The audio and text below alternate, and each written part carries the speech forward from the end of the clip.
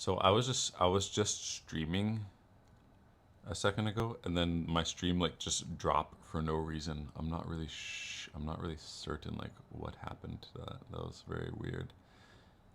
Hey, hey John. I was just streaming like a second ago. I don't know if you guys were like in the stream already, but I was like answering questions, and then the YouTube stream just dropped. My OBS was still streaming, but the for some reason like you I don't know, YouTube like dropped my stream for some reason. I don't know what happened, but anyway, I was like legit like in the middle of answering questions, and then the chat like stopped working, and now all the questions are gone. So I don't know. Big Woke 686. Hey, how are you doing? John MY7QU. What is up? I just hopped on. No worries. Okay. Oh, that's good. Yeah. Damn. That's unfortunate. But welcome back. Okay. Let me get back into like answering these. Hey Josh, I have a question regarding how the status bar works. I posted a question regarding it in the range. Do you mean the status bar for like the status bar for like the course progress? Let me like make sure. You mean like this thing? This will like populate.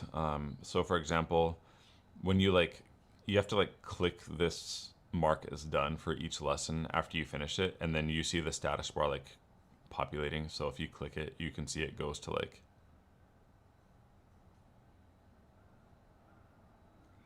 you can see it like increasing, if that makes sense. If you're talking about like the tenable scan status bar, that thing like never moves. So like, there's nothing that can be done about that. Ahmed. Anonymous. Hey, I have a question. I'm a second year computer science or cyber? Computer science. I'm more passionate about cybersecurity, and I find CS hard. Should I switch to CS? If it depends on like how far along in computer science you are. I actually like dropped computer science the first time I started taking it. I was like early 20s, and I didn't know what I was getting into, and I dropped it.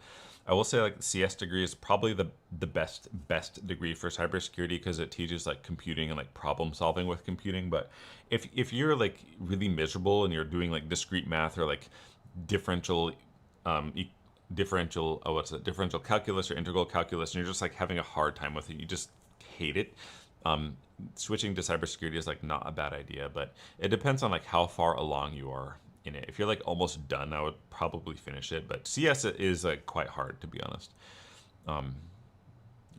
It depends on how far along. If you haven't done like any of the math yet and you're really miserable already, I would probably switch, to be honest. But you can get through it with enough like energy and like time and execution, but it just depends on if it's like you feel it's worth it to you or not. It's not going to hurt you to have a cyber degree instead of a CS degree, to be honest. So it's not a horrible idea. So Cyrix, any advice on getting part-time work in cybersecurity while studying as an undergrad student? I'm from the UK. So this is like really interesting a really interesting question. My generic answer for this is like there's not really part-time cybersecurity jobs like in the traditional sense because it's knowledge work. So there's not really, but having said that, there kind of is part-time jobs. So for example, like in the cyber range, okay, to find part-time jobs, you have to be like probably like really, really proactive about like whatever you're doing, right?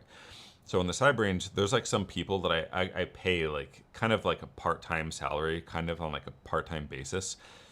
We do like I'll just like show you.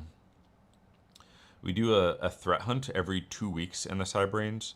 So there's one like going on right now, for example. Basically, it's like a capture the flag event every 2 weeks, and then 10 people can win. Like each person can win like $100. So these people can win by participating, but the person who actually like engineered the threat hunt gets money too, and they will get like currently like about $1,000 for every. It's like $1,000 for every threat hunt they engineer, and we do like 2 threat hunts 2 threat hunt events per month. So if the same person like does engineers both hunts, they'll get like $2,000, right? But usually I like alternate between engineers. So like one person will do one, another person will do one. So it's like $1,000, $1,000. So this is like an example of what you can do. But you have to like, these people like kind of like made the job for themselves. They don't like go out and like apply for it and apply for like, you know, Josh Maddox's like threat hunt engineer position, because it didn't exist, right? Basically like this guy, he joined the community, and he was like really active in the community. And then I made a threat hunt and I released it for people to do, and he's like, wow, that's cool. And then he wanted to make one, so he did. And then I was like, wow, this is really good. And then I had him release it for the community, and it's like so good that I just like started paying him to do it and like paying other people to do it, because it means I didn't have to do it, and it was like enough value for me to like want to pay them, for them to like keep doing it. So you can make part-time positions for yourself like this, and I've like given money to people for other stuff too. So I'm not telling you like join the cyber range and I'll give you money. Like it's possible for you to like force me to pay you, like from an economic standpoint. You can force me to give you money, right, by providing too much value. But it's not only me. You can do this for like, you know, a lot of other people. It just like depends. You kind of have to make it for yourself.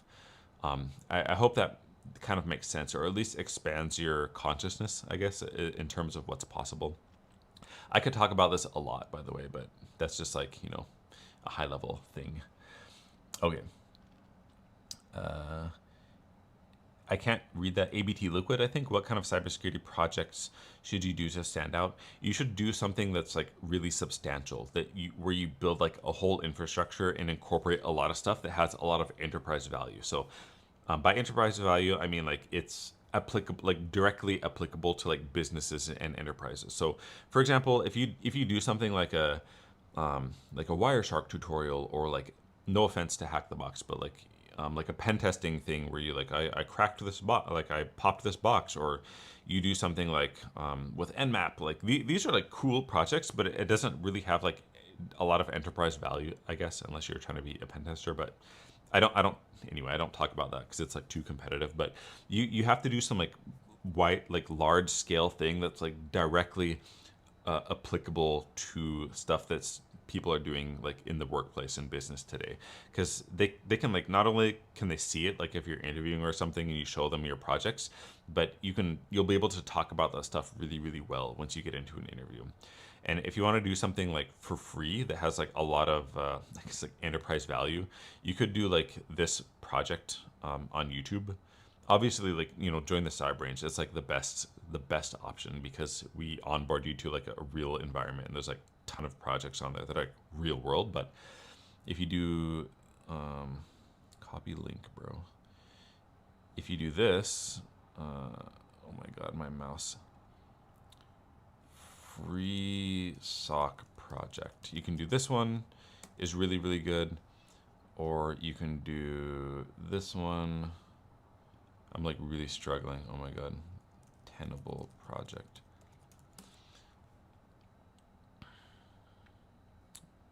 Is this? No.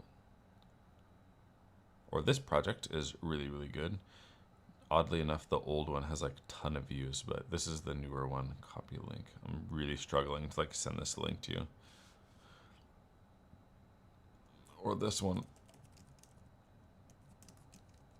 These are really good candidates for like stuff that is directly transferable to the real world. So when people are like deciding like what certs to get or what projects to do, I always recommend like getting certs that people know about, and then doing projects with like platforms and tools and like processes that are like directly used in the workplace.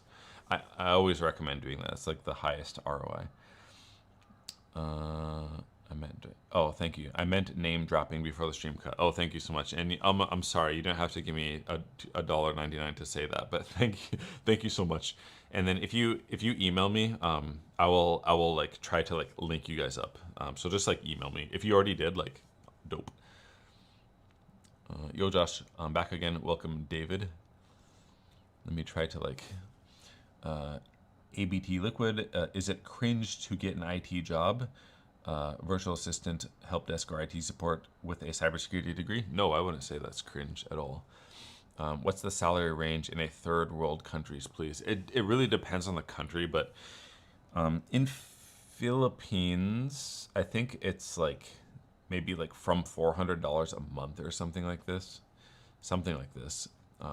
Like really basic salary, I think is like $400 a month or something. It just depends on the country though, to be honest. Yeah, it just depends. I don't pay my Philippine workers like $400. I'll pay them like quite a bit more than that, but it depends on the country. Neighbor, longtime fan, thank you so much, Neighbor 1992. Something that has been on my mind after watching your videos. I know that you know Japanese, but do you know Sugondes? What's Sagondis? Is that what you're saying? Sagondis. Okay. No, I don't. Cyrix, any advice for getting part-time work around? Oh, okay, I answered this already. Okay, okay. Let me like skip ahead. I'm getting like too far behind. Please just like ask me the question again if I skip it. Rack MYU. Should I take Cybrains to learn vulnerability management? Yeah, it's probably the best place to learn vulnerability management because we have a. Okay, I'll show you. Wide open, cloud, tenable. So we have like large environment. It's actually like bigger than this now. We have like 4 virtual networks and like there's currently I think like 250 virtual machines and like everyone can manage their own virtual machine. We have an enterprise licensed instance of Tenable with like dedicated large scan engine as well as dedicated cloud scanners, and we cover agent-based scanning, agentless scanning, credentialed scanning, unauthenticated scanning, scanning against Windows, scanning against Linux, manual remediation, programmatic remediation on both Windows and Linux. And you have Scan Manager access to the enterprise version of Tenable inside the Cybrains. So there's like a lot in the like the vulnerability management course, but beyond the course you have access to Tenable like the as a Scan Manager. You can do like a ton of stuff beyond what's in the course. So the course also teaches like the soft side, like the compliance side and like the human side of vulnerability management as well, which is like arguably harder. But you can see already there's like a ton of scans in here from like all the members. And if I look all scans, there's like probably over like 2,000 active scans. Let me look. Oh, 3,500. Yeah, there's like a lot going on basically in Tenable. So to answer your question, to learn vulnerability management, I recommend joining the Cybrains. Yes, absolutely. Robinson, I think. Hey Josh, what are the best junior roles to work towards? I don't want to just be stuck under SOC analyst, and I want to make sure that I choose the best role that suits me. So basically, what I would do, what I generally have been recommending people to do, is get like a really good foundation in security operations and get a really good foundation in like governance and risk, and then build like a nice portfolio with a nice skill set. And then when you apply to jobs, just apply to job with keywords instead of like searching for specific job titles, because you never know like if a job is going to be like shit or if it's going to be good. Like you never know like based on the title or the description. You just never know. And I think it's better to apply. I'll show you job application. It's better to apply to jobs based on keyword, like for stuff that you're familiar working with, because you'll apply to jobs and you'll find and have access to jobs that you wouldn't have normally like even known existed, right? Because employers don't know how to title their jobs, right? They just don't know how to like use job titles properly. So that's basically what I recommend doing. And then I would use, this is like a good example of like a list of keywords to use. This is like a job application tracker that we use in the Cybrains. And then this keywords list is just like a basic list of keywords that are relevant to the stuff we learn in the Cybrains. And then, for example, I'll put this in the chat first of all before I talk too much. Oh my God, I'm struggling. So again, I'm answering the question like, what is the best junior role to work towards? So I wouldn't necessarily target junior roles on purpose. I would like apply to jobs based off of keywords, stuff that you've worked with, and to give you like a really quality pipeline, I guess, is I would to get like a really good solid foundation of GRC. You can just do that on your own by using like NIST 837, NIST 830. NIST cybersecurity framework, like learn how to use those documents, like etc. But if you want like a really like curated thing, I would probably like get Unix Guy's course. So if you Google like if you Google Unix Guy GRC mastery, oh my god, I can't even. If you do his like thing, his like whole program, like properly like absorb it, and then you do the cyber range, and you do like the internship in the cyber range, you'll have like a strong like foundation for security operations and then governance and risk. You'll have like a lot of keywords and a lot of experience on your resume, and then you would like curate to this keyword list and then apply to jobs based off of this. And then you might find some like random job that you didn't know existed. Like it might be like junior cybersecurity like program manager, or like cyber technical writer, or some like weird title like this that you never would have found like otherwise, and you'll have like a broad enough skill set to like apply to it successfully. That's basically like what I would do. I wouldn't necessarily target junior roles, to be honest, because my first cybersecurity position was like a senior role anyway. It's like, I don't know, like job titles and like roles are really weird. So I would just try to find a job normally, right? And then just basically take whatever you can get. That was a really long explanation. I don't know if that's like what you wanted, but I'll like do my best. Oh my god. Logan's Journey, $10. Thank you so much. I may have missed your answer with the restart. I'm sorry about that. I don't know what happened to the stream. I'm cramming in my last month of my bachelor's, so I don't have time at the moment. Can I join the cyber range a month or two before participating for internship? What is verified? Oh yeah, you can.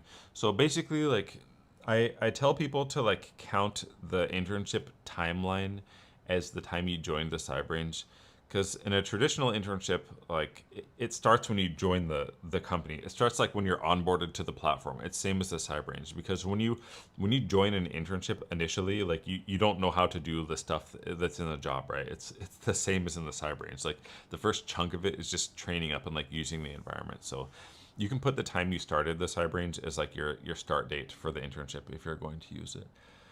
Can I join the cyber range a month or two? Yeah, you can. And then the cyber range price is going to go up to $129 in a week anyway. So if you join, like, you don't have to do that, right? But if you join like before that happens, then your price will like just be the same forever. And I'm flexible with like the time frame that people use on their internship as well. Like if they want to keep the same duration, but they want to like use it to like fill employment gaps, that's okay to do. I'm not really like a golden boy who plays by the rules in that regard. But thank you for the $10 donation. That's like, I really appreciate it.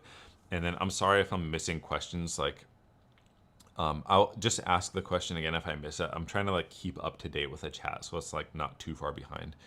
But is it Lewis or Luis? 3866, a $4.99 donation. Thank you so much. Thank you so much. I really appreciate it. Josh, do you recommend I stop applying to entry IT jobs until I get my Security Plus? Oh, I answered this. Basically, like you don't have to. It just depends on like what you have, right? Because if there's people like in the cyber range who don't have any bachelor's degree, like any certification, but they have like a more than one job, right? And they make a lot of money. So it just depends. So if you look at like, oh, I have it open here. I have too many tabs, bro. So if you look at employability framework, if you have like everything, like you don't have any like certifications, right? You don't have, say you don't have certifications or education. You don't have these things at all. But like the rest of the stuff is like, really, really, really strong. Right, like really strong. You have like super strong experience because you did a bunch of stuff in the cyber range. You have a strong portfolio because you did a bunch of like really like enterprise relevant projects, good written communications, and you have like, really strong social network. You don't even need like certifications or a degree. There's like people who are job stacking who don't have certification or degree. So you don't have to stop. You don't have to like stop applying to jobs, but it just depends on like how you fit into the employability framework and like how good the rest of your resume is, if this makes sense. Because you can have like CISSP and all this crazy stuff, and you just do a bad job with your resume, and then you just don't get interviews as well. It just like really depends. So my answer to you is just like look at yourself holistically, and then just ask yourself like, you know, where you stand in the rest of the stuff in the framework. Hopefully that makes sense. Okay. User 2051 with a $5. Thank you so much. Josh, I'm 2 years in my first IT job making 60K. Congrats. That's dope. It's technical software support, not traditional help desk. Traditional IT pays less. What do I do? It just depends on like what you want to do. Like if you want to work in cloud support or cloud, if you want to work in cybersecurity or something like this, just like pick an area that you want to work, and then look at, you know, find somebody on LinkedIn, right, that's working your dream job, and then maybe get like 10 of those people, and then look at what they have, like their certifications, like their degree and everything, and then do a gap analysis with yourself and that person, like where are you now, and like the people who work in those positions, like what do they have that you don't, and then just try to fill the gap analysis, and then look at that in terms of the employability framework, like what certifications do those people have, like what experience do they have, like you can make experience, what education do they have, and just try to fill the gap. You can apply the employability framework to pretty much anything. It just needs to be like relevant, I guess, to the thing you're going for. Like the framework looks different for like someone who's trying to get into help desk versus somebody who's trying to be like a cloud support engineer or like a security engineer. The framework will look different, but it's like the concept is the same, if that makes sense. So certification for like, you know, security engineer, a good certification might be like CISSP, whereas like a good certification for like help desk might be like Security Plus or something like this. Hopefully that makes sense. Oh wow, thank you for the 1999, Sean Galera. Oh, you're dropping a lot of like coins on me. Thank you. As far as the internship time duration, if our membership at some point lapsed and had to re-register, do you have email records of when we first signed up, or only start from when we re-registered? Oh, it starts from when you first signed up. We'll have like a record of it, and then I'm just saying, like the amount of money you're dropping, it's almost like 1 month of CyberRange. So you could just like, you're good to do this, but you could join the CyberRange and then just ask me, like you'll have like four weeks of like live. You can like ask me questions if you want. I'm happy to get like, you know, your donation, but I just feel like a bit bad. But thank you so much. And yeah, it starts from like when you first started. Juliet, it's like the majority owner asking for a job. LOL. Oh, it's like the majority owner asking for a job. Tell me what you mean. I think I would laugh about this. Oh, if you join the range, that timeline, then of course. Oh, I see what you're saying. Okay. CJJ, hey Josh, how would you recommend getting a secret clearance for no military people who are trying to get into cybersecurity roles that require secret clearance and won't sponsor? So you have to be like a citizen first of all, but I would recommend get Security Plus. First of all, you have to have it anyways. And then I would get like another strong certification, like CCNA or like some cloud certification that those type of jobs usually ask for. And then I would also get CISSP or at least associate of ISC squared if you don't meet the requirement. But I can sponsor you for CISSP. So get Security Plus and CISSP. Like try to get those. Because if you have those, it covers like IAT and IAM for up to level 3, which makes you eligible for like a lot of clearance jobs. And then after you do that, I would go to like Indeed, and then I would search for, with quotes, search for ability to obtain, and then outside of the quotes, type clearance, like so. And then this will like produce all of the jobs that will sponsor you for a security clearance, because if the verbiage says like ability to obtain, it means like they're willing to sponsor you. So for example, I'll try to find one. Like this IT asset management specialist responds in 1 day. I can probably find it. So ability to, oh my God, bro. So if I scroll down here, you can see this. Ability to obtain and retain a blah, blah, blah security and blah, blah KCJIS clearances. I don't know what this KCJIS is, but CJIS. Criminal Justice Information System. I think that's what that is. So you can find jobs like this that will sponsor you. So let's see. I'll try to find like one more. Special security technician. So ability to obtain, must possess top secret, and the ability to obtain a polygraph. Oh, this one must possess, but I think you understand like what I mean. You can just search this. I'll put it in the chat. Ability to obtain in quotes and then clearance outside of quotes. I have the hardest time with my mouse. Oh my God, bro. Oh, thank you for the $4.99. 91 Legend. Thank you so much. Hey Josh, I enjoy your videos. I am a truck driver and I want to get into GRC space. Is this my best route to work remote on the road? GRC is like good for remote because you like there's literally like no excuse to have to be in like a physical space at all. So GRC is like not a bad idea. I would look into like Unix Guide's course again for this. Just Google like GRC mastery. It's really good. But to answer your question, yes. But like anything, you know, you just have to put in the work. Like all these like jobs, like security operations jobs, like GRC job, like all this is like maintainable, or all this is obtainable by the average person. Unlike becoming like Chris Brown or an astronaut, which is heavily luck based. But it's just like you have to be consistent and put in the time. But to answer your question, like yeah, GRC is like it's good for remote work, I would say. I'm sorry if I'm skipping questions. Just like just ask me again. Jiggy saw, hi Josh. I finished MSc SIA at WGU in less than 3 weeks. Me too. Congrats. That's really dope, by the way. Thanks for your motivation and inspiration. Yeah, I can understand how you did that. Especially if you're like kind of know a lot of the stuff, you can just like burn through the classes like really, really fast.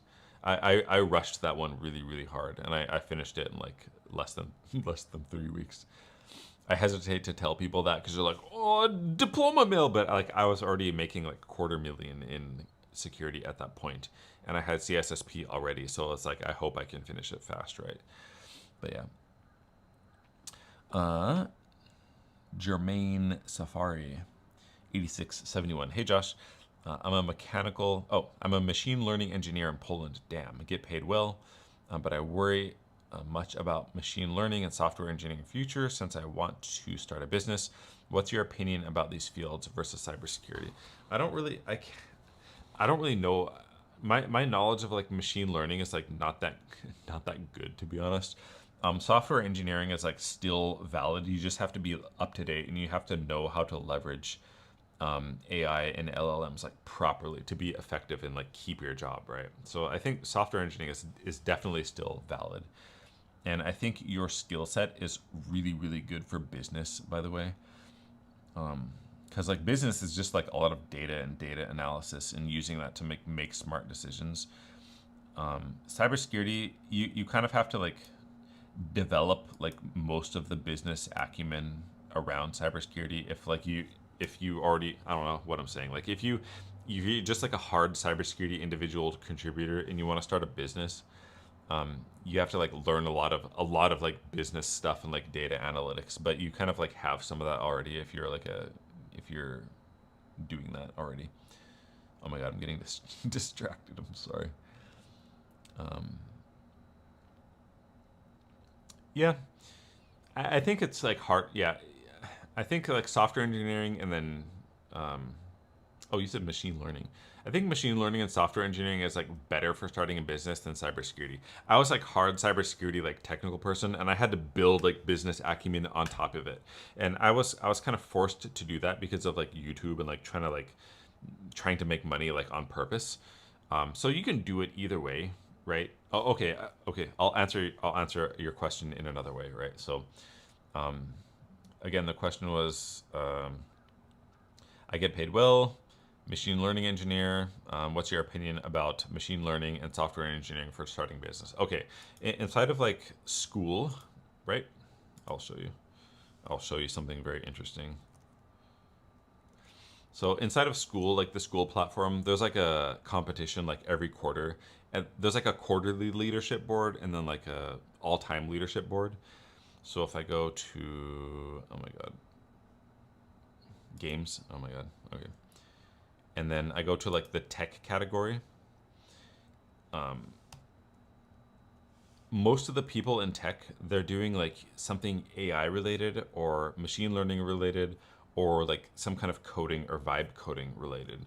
And this is the leaderboard for this quarter currently, and it's based on like quarterly growth. So I'm like fifth place overall because my quarterly growth is like $30,000, but this quarterly growth person is like 70K, which is like fucking nuts, right, for a quarter. But this is on AI based. This is like software engineering based, leveraging AI. I don't know what this is because it's another language. This is AI based. This is cybersecurity based. And by the way, this is mine is the only cybersecurity like based business in the whole tech category. I think that's among the top earners. If that gives you an idea to like answer your question. And then this next one, AI. All of these are like AI. And then if we look at like a all-time leadership board, this is like for tech, right? All-time leadership board. First person, this is like coding and AI, but mostly AI. Third place is me, cybersecurity, like all-time third place, cybersecurity. And then I think this is AI. All of these are like AI and like automation and some like coding and software engineering. So you can kind of see like because it's like really really hot right now, like people tend to like monetize AI really really well. So it just depends on like I guess what your business model is as well.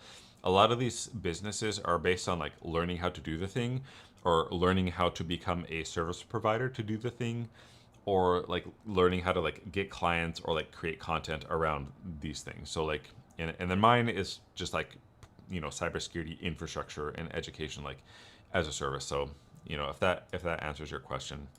I don't know if it answers your question, but maybe it gives some like kind of context. Like AI is like relatively hot. So I don't know. Sorry, that was like a long yap. I'm sorry I'm skipping so many. Thank you so much, Breezy, for the $9.99. Really appreciate it. I'm 6 months into my first GRC role at a small company. I wear many hats.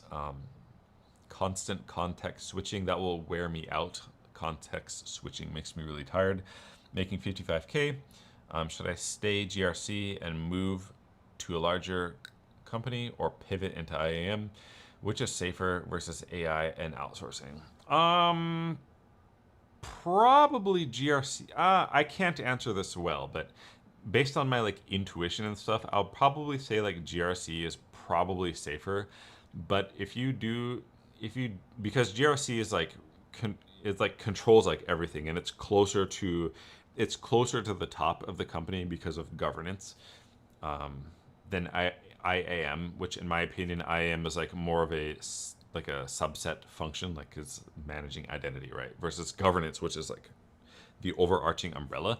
And you don't want to like the higher you get up the chain, the less likely that is to be like outsourced, right? So generally, I think GRC is probably safer, but if you go with GRC, I can't answer this by the way, but not yet. But I would look into how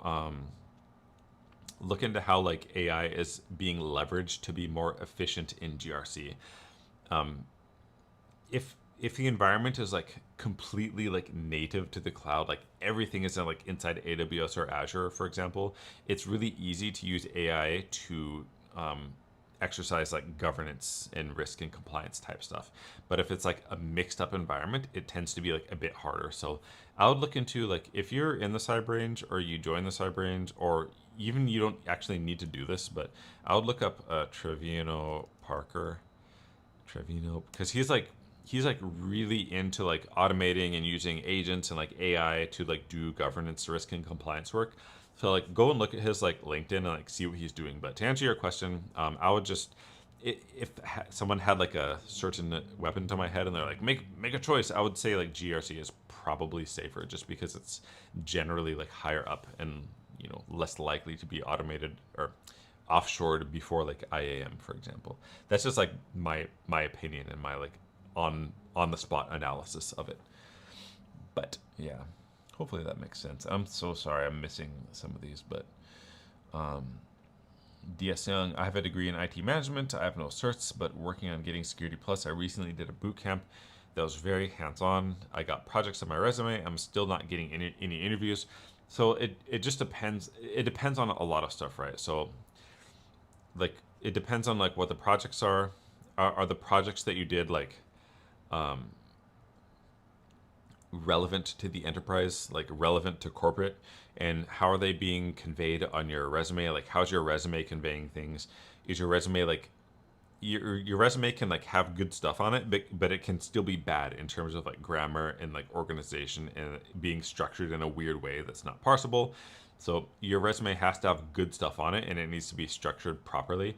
And then the amount of jobs that you apply to, like will increase or decrease depending on like how efficient your applications are. So for example, if you only apply to jobs that have been out for less than 24 hours, and for every job you apply to, you do a reach out on LinkedIn to like 2 people being like, oh, I just wanted to know, I applied to this position.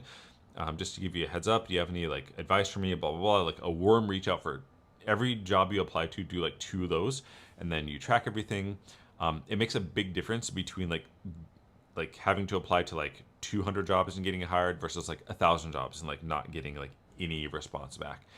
And in terms of like hard numbers, I will say like in the cyber range, like the first 20 people who got hired, I did an analysis on them, and on average, they would apply to about 80 jobs for every 1 interview they got, and then for every offer they got, they would have like 3.5 interviews for something like this.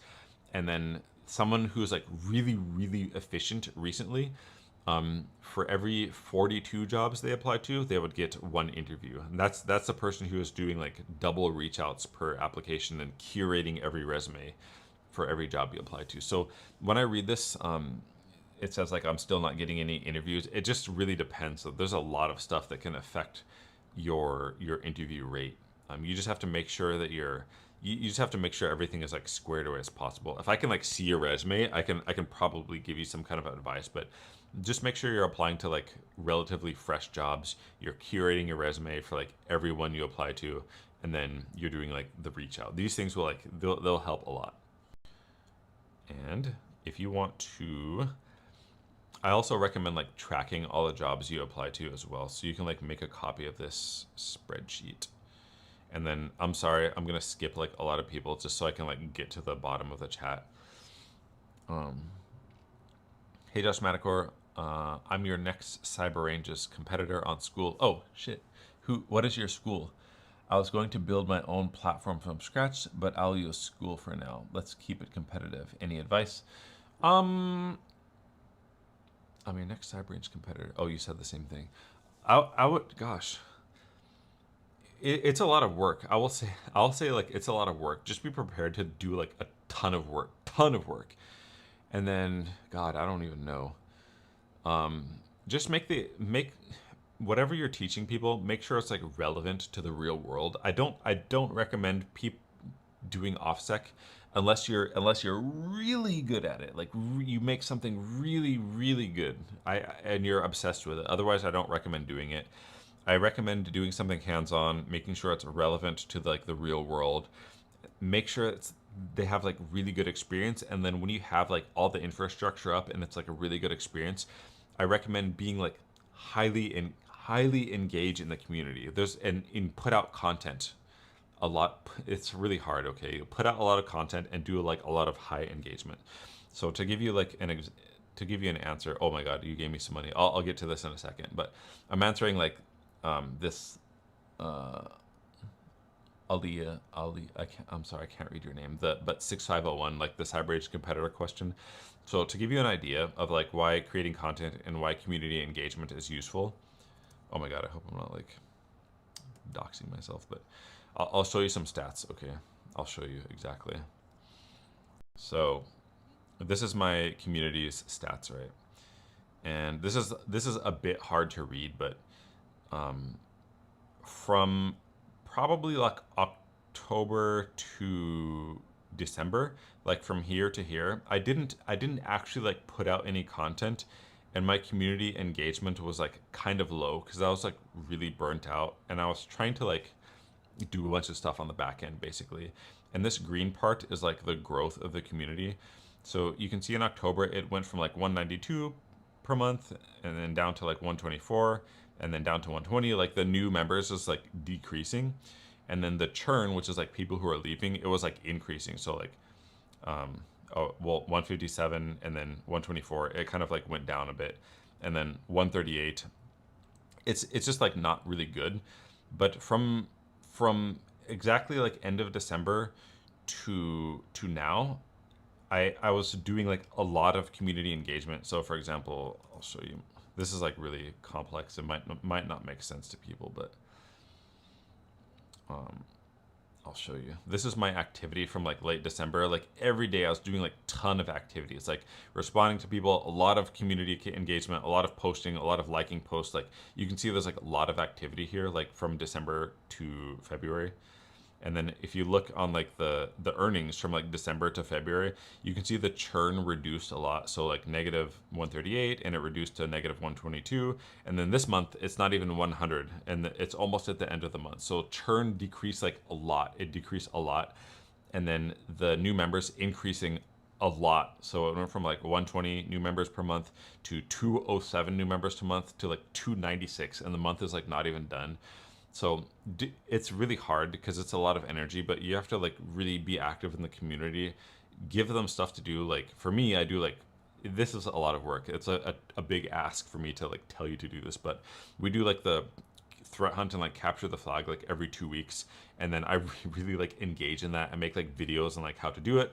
I respond to like everyone's posts like as much as I can, welcome the new people. Like we do like tech support. We have like Jira, and we track everybody's like tickets, and then put out a lot of content, because like the more content you put out is directly relates to like how many new members you can get. So make the community as good as you possibly can make it really really cheap so you can get members first. Do a lot of community engagement, give them stuff to do, treat people really well, and if people ask for like discounts, just give them a discount like right away, because you don't want somebody to like you know, they're a member for like 3 months and then they forget to cancel and they get charged like $99, and then they're like, can I have my discount? And you tell them no, and then they go and like go to Reddit and be like, this guy's a dickhead, and then you just lose like 10 customers because you didn't give up $99. It's not fair. They should cancel, but it's better to refund people and keep them happy than to like letting like 10 people be mad. They're gonna like spread that online, and then it's not gonna be good. Like if you try to find something like that about me online, you won't be able to find it. We'll just like refund people right away and just treat them really well. If you can do that, you'll have a really good community, and like literally anyone can do this. Again, this is for like this question they're asking about on the CyberAge competitor, like how to do good. If you can do all this, you're gonna have a good community and you're gonna make a lot of money. Like the problem with this is you have to do like a lot of boring stuff for like a long period of time, and you have to execute on it for like a long period of time, and people can't do this. It's like hard. I struggle with this. Like even as you can see, like all I do is work on the CyberAge and community engagement, exercise, eat, community engagement, exercise, eat, product, eat, and then that's literally all I do. But the result of it is I have like a bunch of money, right? And a really nice, well-behaved community, of course, which is really, really good. So feel free to like ask me questions about this if you have like, more questions. That was like a really long rant. It might have been boring for people. So I got $5 New Zealand $5. I don't know how much that actually is, but hey, Josh, which job board or websites would you go to find remote and part-time security GRC architect roles? I don't really believe in like part-time cybersecurity roles because they're mostly knowledge work. If I'm if you're looking for like part-time work, so for example, like we will hire like I hire like threat hunt engineers like in our community, and they're kind of considered part-time, but I didn't like post the job somewhere and like they didn't apply to it. It's just they joined the community. They gave so much value and they were doing something like so well. I wanted them to keep doing it, so I paid them to do it. You kind of have to do something like that in this field in terms of like part-time work, because like it's kind of rare for people to post that kind of work. Or you can do like Upwork and like these kind of boards where it's like a gig or something like a short-term thing. But otherwise you kind of just have to like make it for yourself, which is completely doable because like two or three or four people in the cyber range have done this. They've like forced me to give them money because they like provided so much value to the community. I wanted them to like keep doing the thing they're doing. Jude says, I need to connect with you for one-on-one mentorship. Please kindly advise. So Jude, I need to connect one-on-one mentorship. Please kindly advise. So if this is just like real talk. This is like real like economic talk. Like the reason I can't, okay, for if you want to like talk to me like face to face, like with voice and like camera and everything, the absolute cheapest and best thing for you to do is just join the cyber range for like 1 month. For it's $99 now, and then you can talk to me like 4 times per week because I'll do a live video thing like this with only members like 4 times per week, and you can literally like ask me questions like 2 hours and I'll just like answer you. But if I sell like one-on-one time to people, it's going to be really expensive. It's going to be like $1,000 or $2,000 for like a chunk of time, because if I extrapolate this out, my earnings per year anyway, it's like over $1 million, and if I break down like the hourly rate, it's like it's pretty high. It's going to be close to like $1,000 per hour. So I can't in good faith be like $1,000 per hour to talk to me, because like usually people who want to talk to me one-on-one, they just want like an education, and it's like it's a bit like messed up, right? Whatever. Economics, if someone's gonna pay it, like it's okay, right? I guess, but I don't feel good to charge like $1,000 for education. So I try to like commoditize all of that, and then make the cyber range, because $99 you can meet with me like 4 times. Like granted, there's like a group of other people there, but you can still like talk one-on-one, right? And you can make posts, and I'll get to the post, right? So that's the best thing that you can do. To be honest. And if you do like the yearly one, it's like, oh my god, I'm gonna sneeze. If you do the yearly one, it's cheaper, but it's still like $900. But for per month, $99, you can like meet with me like 4 times. That's like the best thing to do. I feel like a bit bad to say this, but I have like a cajillion like DMs. It's like impossible to like get to everything. I'm so sorry, but yeah. Oh, I got $5 from Jude. Oh, thank you so much. That's really nice of you. I appreciate you. Thank you. Thank you. Thanks for the advice. I am at the stage of building the labs. Maybe in August I'll launch the community. Oh, dope. Yeah. Good luck. And if you let me know like what your community is, I'm like really interested. I'm interested to see it. And you can ask me anytime. I'm not like a freaking secrets hoarder. I will tell you like literally like anything you want to know. It's just like it's just a lot, and anyone can do it. You just have to like commit to doing it. And I'm big respect for you to like make a community, because that's like it's not easy. Thank you so much for the 5. So Meek23, hi Josh. Do you recommend IT or software engineering as a career for someone doing a bachelor's in computer science at WGU? I'm switching from retail. Both of these you can make a lot of money, but it just depends on like how well you execute it.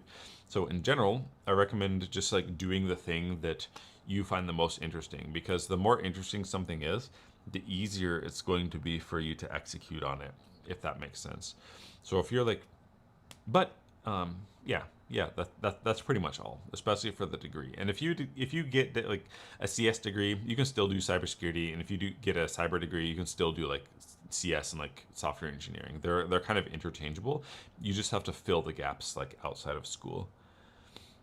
But both are still valid today. But I will say like for cyber or software engineering, you just need to like nowadays you need to add that layer of AI competency on top of it, like how to leverage AI to best do your job and be competitive. You have to do that. Otherwise, it just won't go well. So just keep that in mind for like either path that you go, I guess. So let's see. Don't you have a bridge to crawl under? Stop being a troll. Juliet. Oh, did someone talk shit? Oh, did someone talk shit? Oh, oh, someone's talking shit finally. Let me like read what they said. Juliet. Is that are you a real girl? Juliet. You can also appreciate how Josh talks to AI. LOL, brilliant work. Is this good? Are you saying something nice? Ping the prince, but they probably still think I'm pretty cocky. What does that mean? Is this like Gen Alpha speak?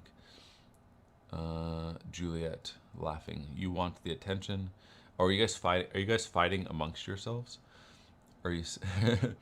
What's going on? I'm doing your cyber. I'm doing your cyber book. What's my cyber book?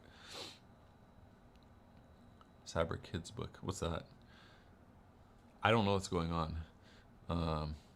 Tamir 4387. Can you talk about GitHub or good portfolios in order to get hired? Was thinking of setting up Claude skills or something that can automate it for me and turn my projects into documented portfolios. I don't know if I would like I would use AI to like formulate it and make it look good, but I would like take like proper time and like care to make sure your like portfolio is really good. So this guy in my community, let me see, Trevino. I always like talk about him because he be doing so much all the time, but he's like really heavy into AI and like automation and stuff. And he like I have like the cybersecurity like Python agentic AI course, and he like really leveraged that a lot. And he has like multiple jobs. And this guy he has like no degree, like no certifications, but he has like a bunch of jobs and he gets like bunch of offers. So I would look at his like portfolio. This is his GitHub, and it's just like it's really good. He has like ton of projects and like ton of stuff on here. So I would even like emulate his portfolio before mine because his is like really good, and he knows how to market himself really well. So look at his GitHub portfolio. I'll like put it in the chat. Trevino Parker, and look at his LinkedIn too. This is really good. But yeah, if you don't want to go like this hard, you can just do like the generic CyberRange GitHub portfolio. Oh, damn. Thank you for the $20. Larry Shervington Jr. Thank you, bro. Wow. I'm a PM with the government, have multiple degrees, ISC squared, and cloud computing. You sound like similar to my position. I would like to pivot. My job doesn't feel secure currently. Over 100K now. Is starting over in 60K entry level role my only option into another field? Maybe more technical. No, it's not. You can make like a side grade into 100K. There's no like hard rule about having to like start over and like pay your dues. That's like made up, right? I would just like look at the role that you want to do. Say that you want to be like a cloud, security engineer, something like this. Look at like maybe get like 10 cloud security engineer profiles on LinkedIn. Look at what they have for their certs, like their degree, their projects, like what they're doing, what they do at work, right? And then look at your like profile and yourself and do a gap analysis of what you have to do to get from here to like where they are. And it could be like really minimal because you have multiple degrees and you have some certs. So I'll probably get like CISSP, for example, just because like it just appears the most in most jobs, and it's like really good at getting people interviews, especially when you have relevant experience. And then just do a gap analysis, and then use the employment framework to fill the gaps. And if there's like special experience that you want to do, you can either like do it on your own somehow by like teaching other people how to do it, or you can join the cyber range, and then you can do like the normal internship pipeline. And then if there's like something special you want to do, like you want to do some like engineering project or something like this, you can, that's like relevant to the position that you want to do, you can always do that with me, and you can create something and then you can put it on your resume for the cyber range. But basically, to answer your question, to do everything for free or like not using anything having to do with me, just get like CISSP, do a gap analysis with where you want to be and where you are now. Be realistic, look at yourself in terms of the employability framework, and just like fill all the gaps. And then, you know, do those strategic job application, and then you'll get the job you want without having to like go down to 60K. Because people be getting into cyber. This is like rare, by the way, but people can get into cybersecurity at like 90 or 100K like right off the bat. It just takes like a lot of ramp up time to get there. But luckily for you, you already have like experience and you have like credentials and stuff already, so it shouldn't be like too hard. I mean, it'll be, you know, challenging in effort, but it's easier than starting from zero and doing it. Okay. Exodia the Forbidden. What AI tools and LLMs do you use to help run IT business and brainstorm ideas? So I use like Claude when I'm trying to do something serious. And I use ChatGPT for like general stuff, and I use Gemini as well. We use Google Suite, so we have Gemini for free. It's not free, but it's included in our workspace. So I use GPT, Claude, Gemini, and then I use N8N for automation workflows. So for example, like this is what this is. I can explain it really quick. So for example, this is like an email manager I'm like building out. So for example, we'll get an email.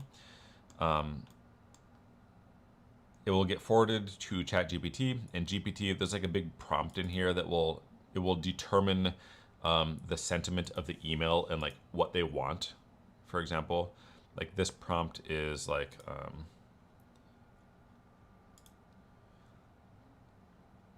this prompt will like fill out this schema based on what's inside of the email, like the email classification, like is it for an intern tracking sheet? Is it employment verification? Is it someone wanting their MFA reset? Is it general support? Is it like no match, like it doesn't match any rules?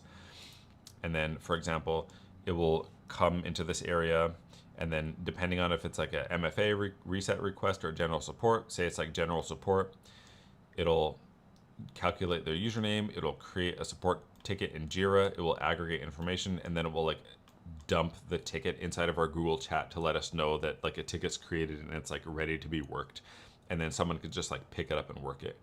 And then we have like, you know, pipelines or pathways for like a bunch of stuff, like people wanting their MFA reset, or people wanting, like an employer reaches out for employment verification. These type of emails, it will get tracked and then like put into Jira, and then someone will handle the verification. So currently that's like what we're doing. I'm doing some more stuff as well, but in generally speaking, like that's what we're doing so far anyway.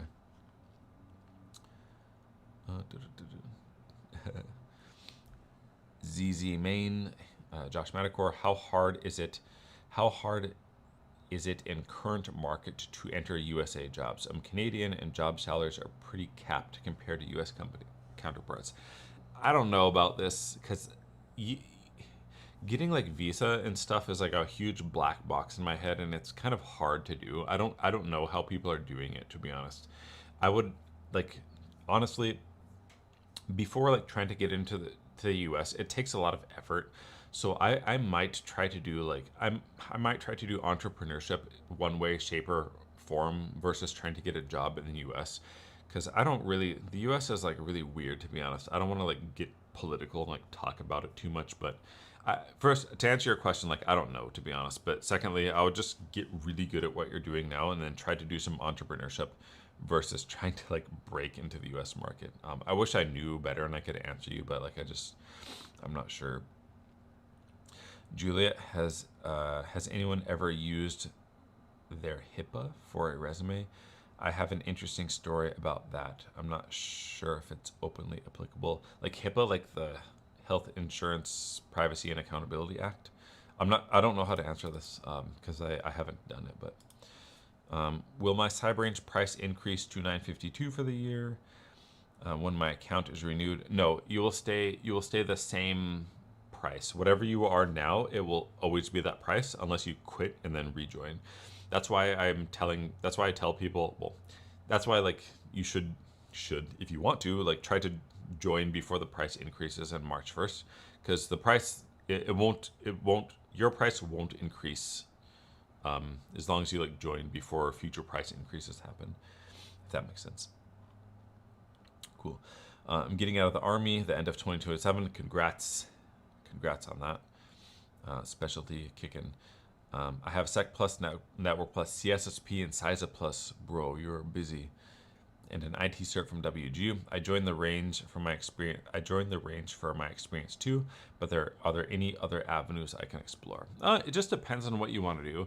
In terms of like technical stuff and like hands-on, the CyberRange, to be honest, it's like a really, really, really good because it's applicable to like real world, like corporate enterprise, and we'll do like employment verification. So it's really good.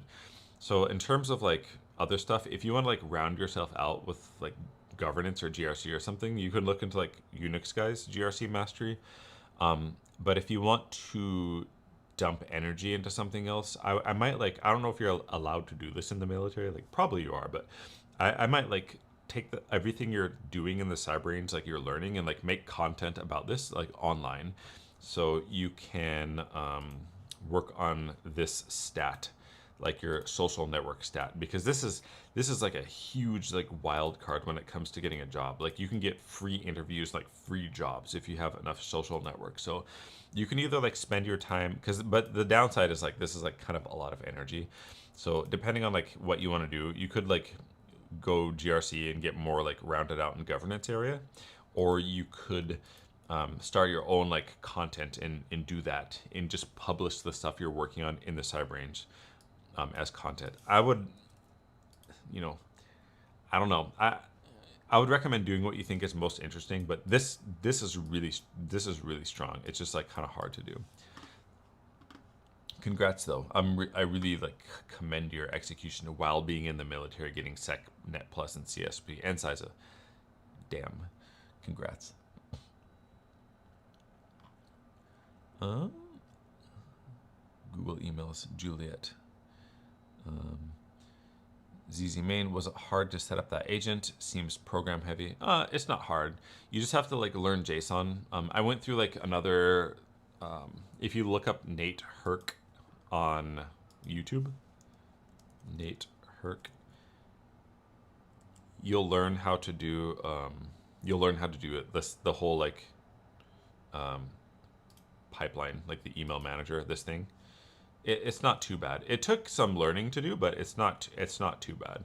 You can do all this with Python, but it will be like a nightmare, right? I'll say that much. This makes it really easy. Google email. We use like a Google Workspace. We have like our own domain, right? We have like our own like. We're not using like gmail.com for work, but we're using a Google Workspace. Lockdown says, serious question: what career path is closest to video games as an active real time in cybersecurity, i.e. strategy and chess? What career path is closest to video games as an active real time in cybersecurity,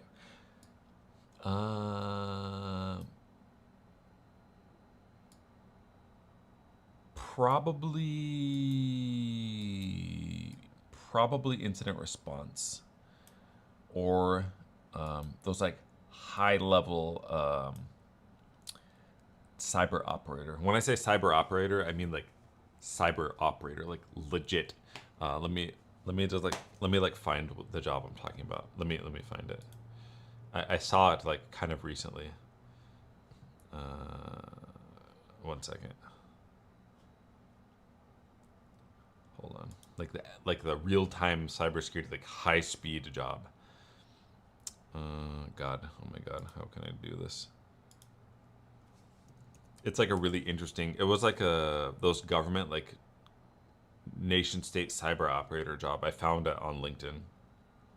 I think it's in here. 1 second.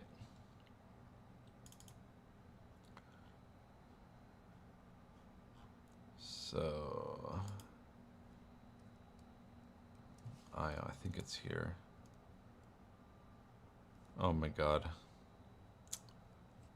On network. Oh, here. It's this job. Interactive ion operator. This is like the nation. This is basically like the United States like nation state cyber operator job. So let me try to find the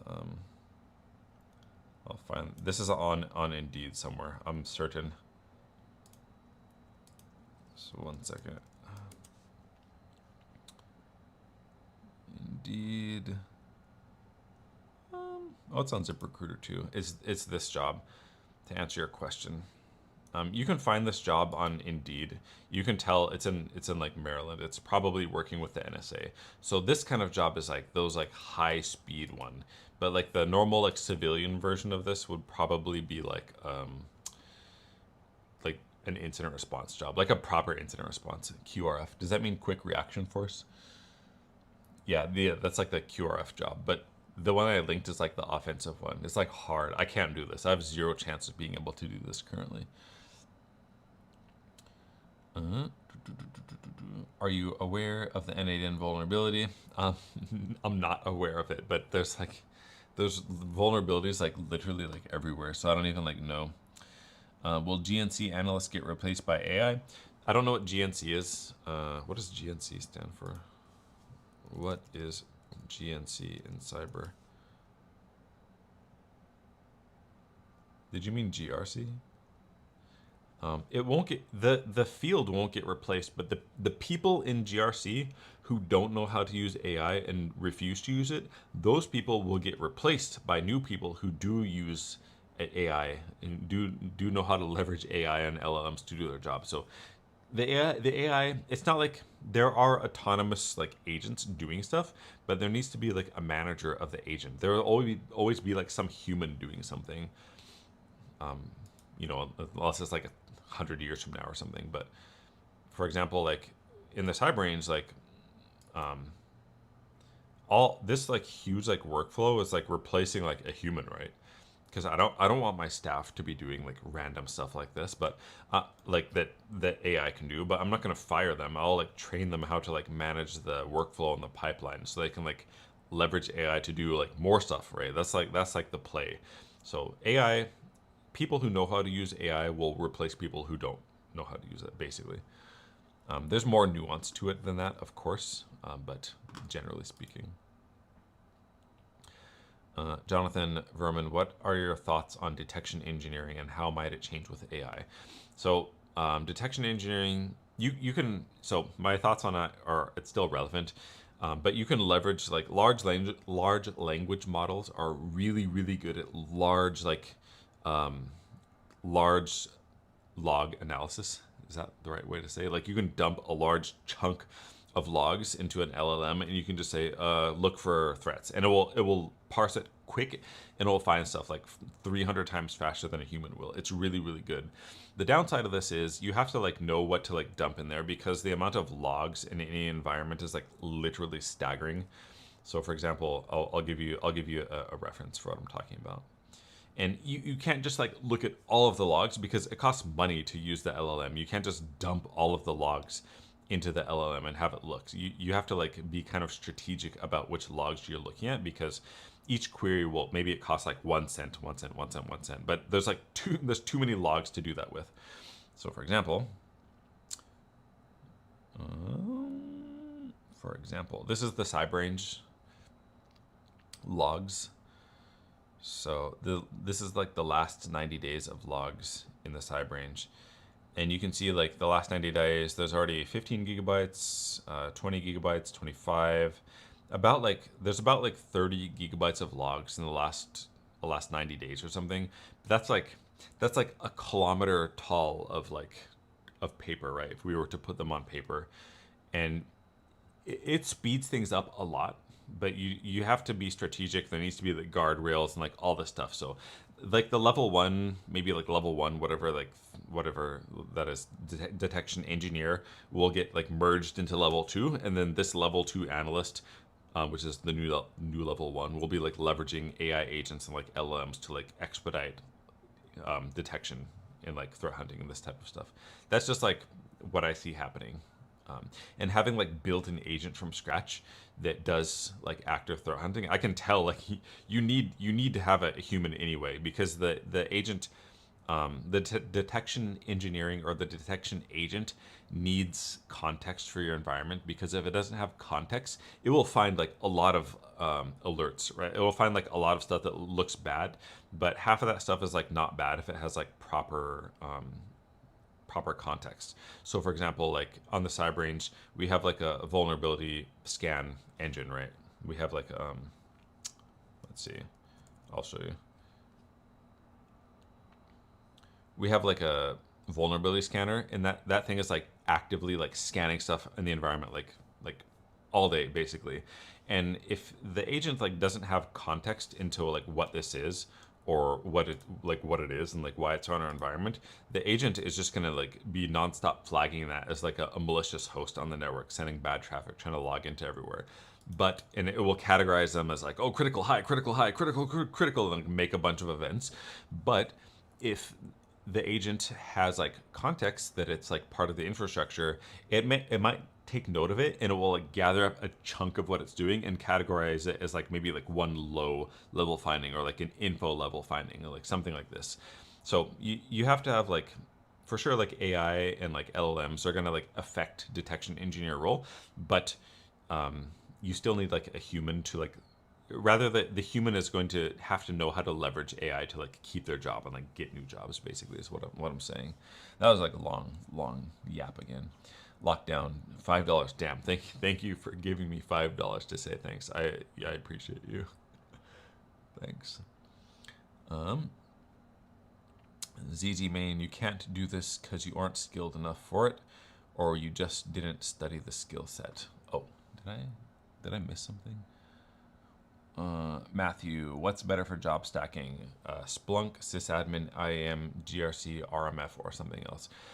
For job stacking, purely based on like your schedule being monopolized, GRC is probably the best. IAM, it depends. It really depends. God, it really depends. I try to like, for job stacking, I try to like pick jobs that are less likely to monopolize your time, like on certain parts of the day. So like GRC is like really asynchronous work. Like you can like do it via email a lot of the time.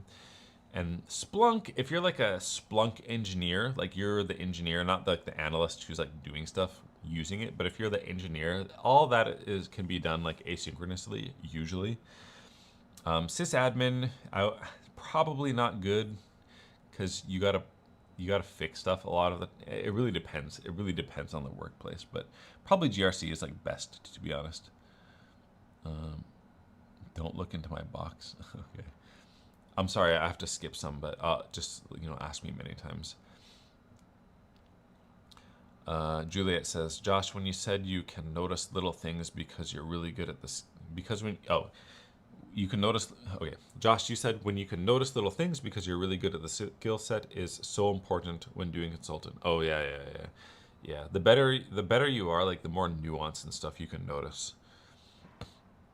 Yeah, I agree. I liked consulting because you could do a lot of different stuff every time, but I didn't like consulting because the customer is like freaking annoying, and the sales would like oversell the project, and the customer would like get mad at the people executing the project. Oh my god. Jonathan, since getting into cyber, how have you adapted to enhance your opsec? To be honest, I'm not like one of those like. Oh, my face was dirty this whole time. I'm not one of those people that's like really heavy into like opsec. I know that it's important, but I'm already like on I'm on YouTube, right? I'm already if you the LLM like knows who I am, like the core model of the LLM like knows who I am. So I'm already like on the internet, and my phone number has like already been like doxed already. So it's, I just try to be careful with opsec in terms of like my customers and staff and stuff. Like I try not to like show email addresses, and I try to like obscure people's identity in the cyber range by like hashing their username and all this stuff. But for me personally, I don't like I'm not really heavy into OPSEC to be honest. I'm already cooked like bad because my data has been like leaked already by like so many like organizations that I didn't have anything to do with. So, you know, I just I don't click links, I guess, at all. I'm really careful about that. Yeah, honestly, if you 40, honestly, if you 40, would you start cyber? I don't think this really matters very much. I would just like look at the employability framework as a 40-year-old, and then just try to like make sure your appearance is squared away as possible as well. Because I'm 41, and I don't look like typical 40-year-old. So like the better your look and the better you like take care of yourself, it's just gonna help you out a lot more. And if you're worried about like ageism and stuff, just like fix your face and your hair and like shave and like wear proper clothes, go to the gym, like eat proper diet, drink a lot of water, do like try to like max out your appearance as much as you can if you're worried about your age. And then the rest of the stuff, just like employability framework, just be consistent, and you'll be okay. 40 is like not bad, especially if you're like locked in and you're trying really hard, especially in cyber. 40 is like that's like nothing. Yeah. Oh, someone gave me $20. Damn. I don't know if this is like I am Cadre. Thank you so much for the $20. Discovered you in 2022. Managed to get a job in vulnerability management because of the Nessus video. Damn, congrats. You execute on that free YouTube video and got a job. Congrats. Then moved onto a different job in AppSec 2 years later. Congrats. I wanted to work in AppSec, but I never did. I tried to, but I started doing YouTube. Just wanted to take this chance to say thanks on behalf of all the silent followers. Thank you so much. I really, really, really appreciate that a lot. And thank you for the $20. I appreciate that a lot too. And I want to commend your execution. That's like really dope. Because people be like making fun of me sometimes for like making Cyberrange and like, it's free, all this like stuff. But it's on YouTube anyway, and you can use the YouTube and execute on it perfectly and get it, change your life and get a career. The Cyberrange just makes it like easier and more fun, and has a community aspect and like infrastructure and everything like this. But you can obviously look what you did. That's like really awesome. Congrats. And thank you. Poker Dude says, hello, I have a bachelor degree in cybersecurity and been looking for my first job. Any tips on how to not get burned out on looking my first tech job? Any advice? And also, I have no work experience. This is like, I'm being broken record, but just Cyberrange, or not, well, yeah, Cyberrange obviously, but employability framework, like based on like what you wrote, no offense to you, I'm not trying to be mean at all, but the thing you wrote is like really hard to read, to be honest. And that might be an indicator that your like written communication is like, in the red possibly. So I would try to like, just try to like look at this and then see where you might be falling short.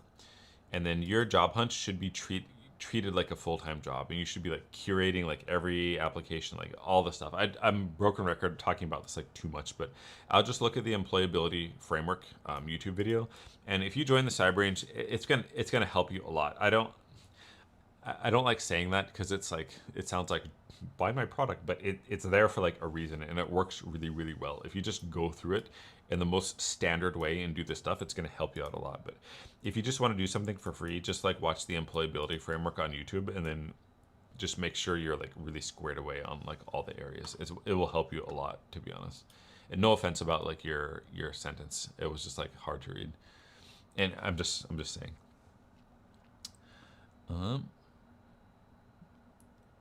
Aaron, hey Josh, I have PMP and Sec Plus. Congrats, that's like not easy. After the SC 900, next, what route would you take with these certs? to get into cyber. I might look into like SC200, like that's the Microsoft Cybersecurity Analyst. It basically, SC200 is like Microsoft's whole security stack in the cloud, and it's really well aligned with what's inside of the cyber range, because in SC200, you'll learn like KQL, you'll learn Defender for Endpoint, like the EDR platform, you'll learn Microsoft Sentinel, you'll learn how to make detection rules, and then you'll learn like XDR, like the extended detection and response, and then you'll learn like you'll learn like log analysis for like all those tables, like email and like everything. All that is in the cyber range actually, and there's a lot of logs in there. But if you get SC200, it's like really like well aligned with security operations, and it's kind of like the next logical step for you if you have SC900 already. Of course, you don't have to do this, right? But it's just like the first thing that came to mind. So, learn as you go.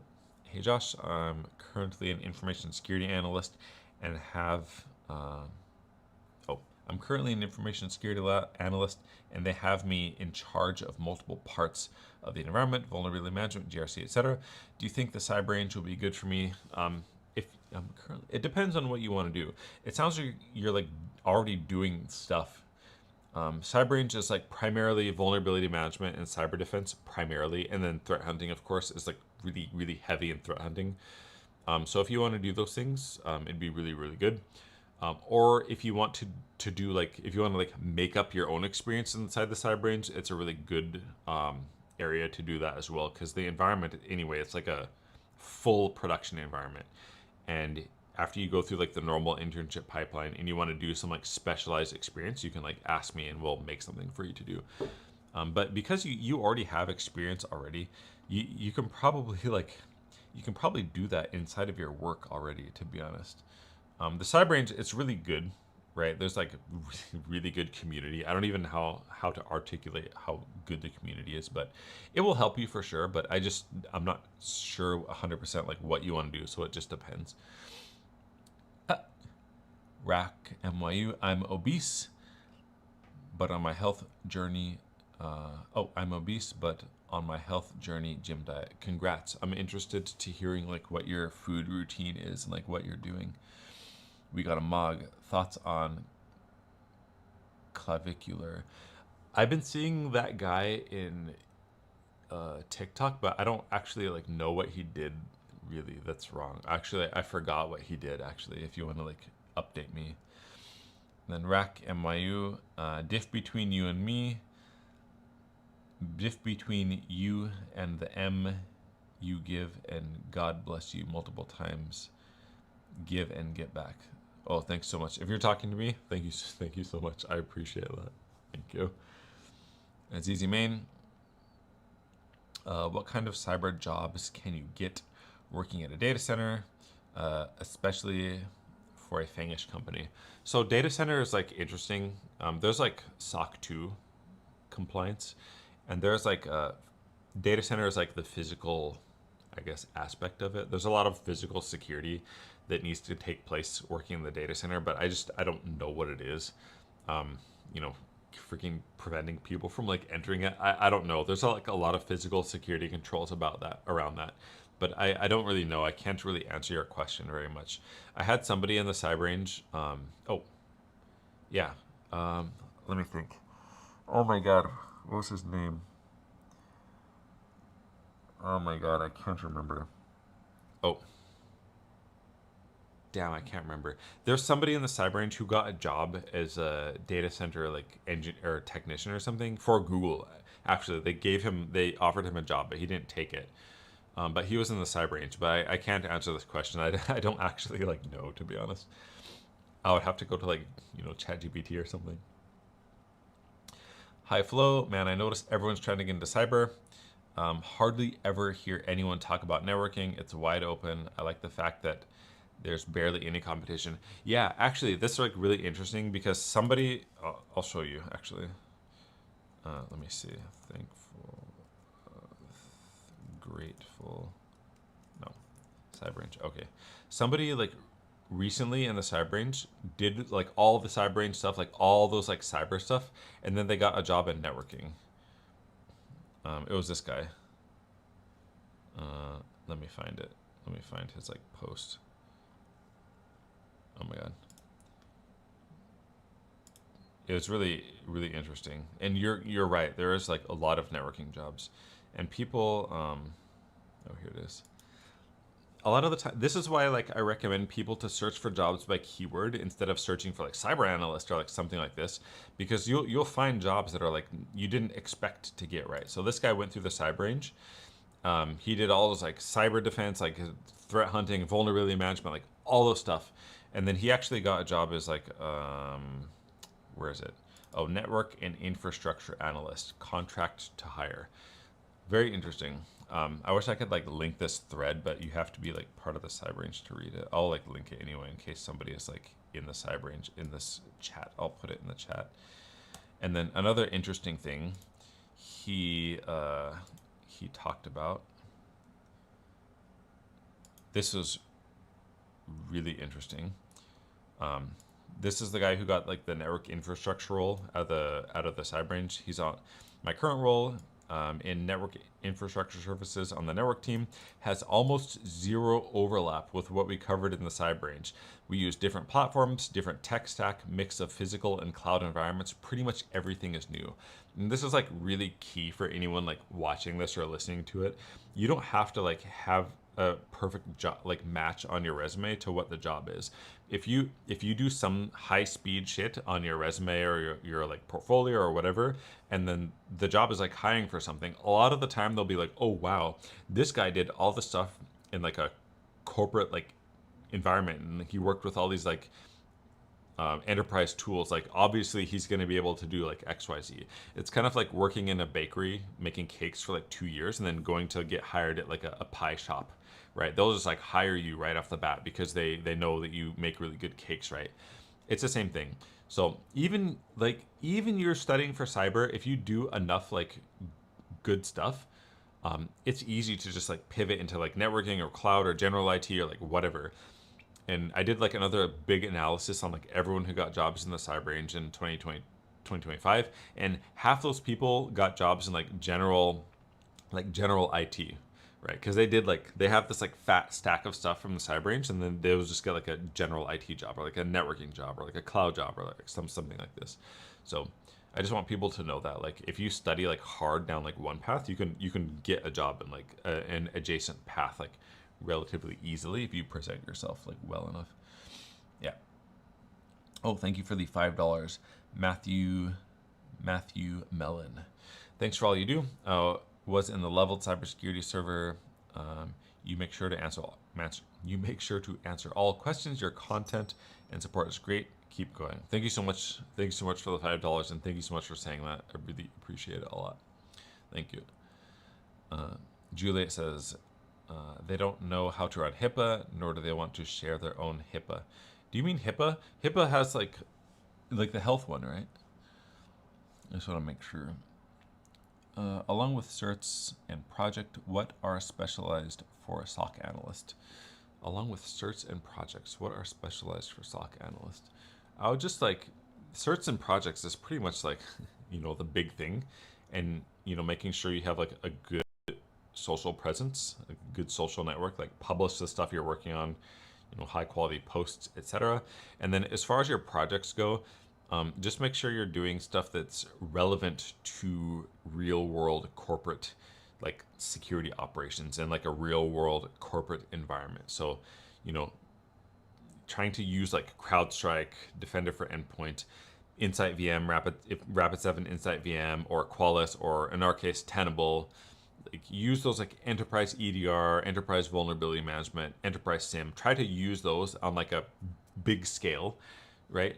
It makes your like a resume and stuff like that much better. It does like keyword matching, and it shows that you've like already worked on the platforms, which is like specifically why I chose to build out the cyber range the way I did, because I just like licensed all of those enterprise tools and set up like a normal enterprise environment so people can like use them with like ton of organic logs. So even if you don't join the cyber range, if you can like get your hands on like trial versions of those, sometimes it's like a pain in the ass because you need to get like a business email address to like register Tenable, for example.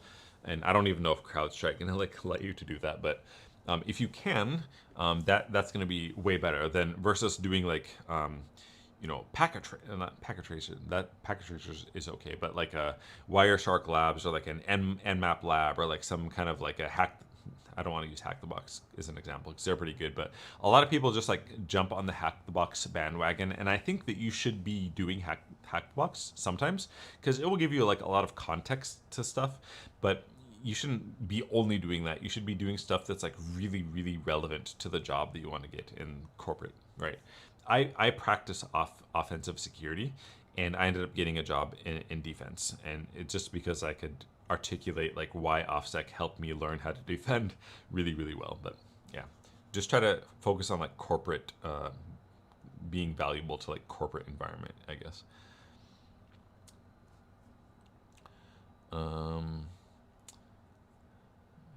Rack MYU, the difference between you and other, you give and God gives back. God gives back. Bless you financially, people. You're a platform, but they don't see how you're blessed. Oh, thank you, thank you. Cruise Revon 3. Hi, current DCT for big tech. What's DCP? Data center technician.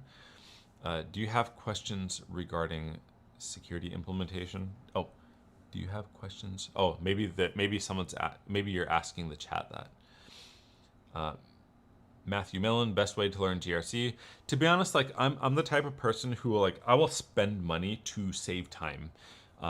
Because I have money. I should preface it with this. If you have like some kind of money, I would recommend just getting Unix Guy's GRC course. I don't get money for saying this. Just Google like Unix Guy GRC Mastery. That's probably the highest ROI for you. I spend a lot of money on like courses and like stuff like this to like decrease the amount of time it takes me to like ramp something up. Because when you spend money on something, I will say this, like something that's extremely, extremely good is not going to be free, right? Like I say, for example, the Cyber is extremely good, and there's no way I can run it for free. That bitch costing like in pure cloud spend alone, it's like $6,000 per month, and then if I put like engineering fee on top of this, it's about like $10,000 or $11,000 a month to run the Cyber. And Unix Guy's course is not free either, but it's also like really, really, really good. So don't be like afraid to spend money on something. Like if you want the GRC training, just make sure it makes sense. Make sure like there's like reviews for it, and make sure it's not like $10,000 or something like stupidly crazy like this. But I was just showing you like how much this costs because people like tend to think this is interesting. So this is like last 12 months of like Cybrain's expenditure, 70K over the last 12 months. And then if I accumulate monthly, it's around this is for like cloud bill, like only, it's around like 6K, 5K, 7K. So it's getting probably a bit expensive this month because there's a lot of people. But to answer your question, that was like a really long-winded answer. But I would just like get Unix Guy's course because it's like really good. That's what I would do if you have money. If you don't have money and you want to like learn GRC, I would like spend time with Claude or ChatGPT, the free one, and then like learn how to use like NIST 837, that's like risk management framework. Learn how to use NIST 830, that is how to do a risk assessment, and then learn how to use a NIST cybersecurity framework and learn how these three things work together. But NIST RMF is like backbone to GRC. So if you can like learn these things, which is free by the way, you can like have a good idea of how GRC works. But the problem with that is it's hard to read those documents, and it's just a pain in the ass basically. And there's like lack of context. Like if you do like a good course, the good course should give you like context for why you're learning this, or like how you would apply this to like a real world audit, or like they'll give you some kind of like project to do something like this. So that's like the difference. So zero money, learn like those NIST publications in like chat. If you have money, just take Unix Guy's course. You won't like regret taking his course, I'm pretty certain. Compound Labs. The crow doesn't like really reference anything. I just think that crow is like pretty cool because the crows are like smart, and then in Japan, like the crow is like really massively big. It's like a flying large cat in Japan, and their voice is like really deep, and it's like bill is huge. It's like a raven in Japan. So I just thought they're like cool, so I used them as my icon or my thumbnail. ZZ Main, I'm not much of a content creator type of person for now. Is a simple blog good enough to document my journey? Yeah, you can do that, or you can just like post on LinkedIn. You can post like the occasional like poll, or post about like something you learned, or like make your blog and then tell ChatGPT to like turn this blog into a LinkedIn poll where it like asks a question based on like your blog, or turn this blog into a short LinkedIn post and then like curate it so it doesn't look like a machine wrote it. You can do something like this. But people tend to like polls. They like to like interact with it. So you can take your blog and like turn it into like a poll or something like this. Something like this. I have to go to the bathroom so bad. I'm going to probably go in like 20 minutes. Oh, great. A good question. Diary of a Cybersecurity Student. How is the idea of unpaid internship from login viewed in the job market outside of the US? Does the CyberRange community member outside the US have success securing jobs from a login internship? They do, but I don't have I usually have like hard data, and I like to bring receipts when I answer stuff like this, but I haven't been collecting that specific data. But I know for sure people. I know for sure people getting jobs like outside of the U.S. because there's like, we even have like a couple interviews on the channel with people who got jobs in Germany, and then another person just recently got a job in the U.K., and then someone got a job offer in, I can't remember. It was like Philippines or somewhere. I can't remember. But it worked. It does work anyway. And we've also done like sometimes like university requires you to like go out and get an internship, and people abroad have used their school or have used the CyberRange to satisfy that. We just have to like fill out some like paperwork for them, but we have done it for sure, and it for sure works. And in terms of like the unpaid aspect, I guess, of the internship, not in the US and a lot of states, it's like actually illegal to ask like how much you earned at your previous job. So employers are like not supposed to ask that. And some people, I don't tell them to do this, and I don't get mad at them for doing it either, but I don't tell them to do this. But a lot of people just will treat the CyberRange internship as a normal job, and they won't even write internship on the resume. And the way I think about this is like, I don't really care as long as they can like really perform when they get to the interview and they can perform at work. Because I don't really extend employer like any kind of courtesy. The only courtesy I extend to my employer or the interview panel is that I'm going to perform. If they invite me for an interview, I'm going to put stuff on my resume that's like commensurate with the level of performance I can do. So if I lie, if I do, I don't actually remember doing this, but if I were to lie on my resume, I would make sure I can like back it up in the interview and after I get hired. So if people like lie about something or like change their title, I'm not gonna like call them out when the employer reaches out to me. I'm not gonna be like, well, actually, they're like a support analyst. I'm not gonna do this, but I just warn them, if you're gonna do that, just make sure to like back it up, because it becomes unethical in my opinion when you start like when you waste the time of the person interviewing you or the employer. So some people don't put intern. Some people just like treat it as like a normal job.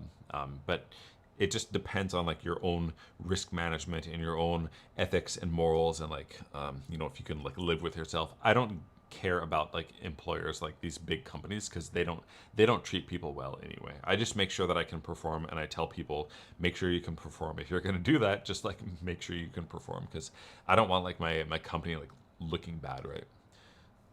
Yeah, that was a long answer.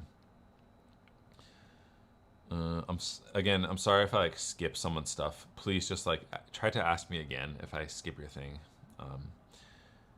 I'll try to like get to everything. Oh gosh. Uh, Filmin, film, Philemon K. I have a diploma in CSE and a degree in CSE with honors in cybersecurity, projects on web development, DLML for IDS, framework for malware analysis, SIM in Azure, EDR with actual implementation. Oh, that's dope. Did you say something? I understand my question is too dumb, but I'm really looking for some guidance. Oh, did I miss something? Did I miss your question? What was your question? Oh, SOC is getting replaced by GCC. What's GCC? That's what I got to know. What's GCC? What is GCC in cyber? Oh my god, bro, get out of here. Oh my god, bro, I hate Google. Global Capability Centers? I don't think that's the right acronym. I don't know how to answer your question. I'm so sorry. I don't even know like context for everything, so I can't answer. Let me know if like I'm missing something too much, or you want to like, you know, give me some more context to that. But yeah, okay, next. Michael, I'm about to start a job as a cybersecurity analyst. Don't have any certs. What should I look? What should I look to get, and what jobs should I look to eventually get into? So this is really interesting. So okay, I talked about this a bit already, but I did a big analysis on all the people who got jobs in the cyber range in 2025. It was like one person every 3.7 days got a job, and I took all those people LinkedIn and I aggregated it all into this big spreadsheet, which I will put in the chat. So I'll put this. Yeah, I'm so sorry. I did. Can you post your question again, Phil? I'll try to like get to it. So I aggregated all the people who got jobs, and then you know what the cyber range is, like cyber defense, vulnerability management, etc. So you can look on column D and you can see all the different jobs that people got. So this is the job they got, and then column F is like all the certs they had. Oh my god, my mouse is backward. All the certs, the number of certs, etc. And then to answer your question, like which certs to get, I think that's what you're asking. Yeah, which certs? So these are like the top 10 certs that everyone in the cyber range had in 2025 that got jobs. So Security Plus, Network Plus, A Plus, that's the CompTIA trifecta, CISA Plus, and then Google Cybersecurity. That's like the main certifications that people had. And then you can see like all these other certs down here as well. But you basically like can't go wrong with these. And then CISSP of course is really good, but that's like not entry level. Yeah, hope this makes sense. My question, okay, Philman. My question, I am doing job in tech support. What do you think I should do so that I can get into cybersecurity? Nobody is taking freshers in. I would just like, basically, I don't want to be like, do the cyber range, but if you don't want to join the cyber range, just do the stuff that's in the cyber range. And then make sure that you're squared away on your employability framework in terms of like getting into cybersecurity. So for example, depending on like what certifications you have, right? So let me see. This is like, okay, so for example, this is just some, I'm gonna answer this with some like hard data, right? So this is like, I did a big analysis on like 100 entry-level jobs from Indeed. I just took the first like 100 entry-level jobs from Indeed, which is like what this is, which is what this spreadsheet is. My computer's like getting really slow.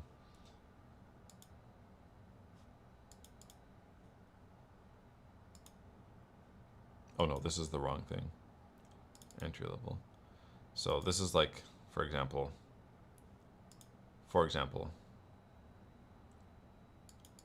this is like top 100 entry level jobs. And then I did like a full analysis on them. So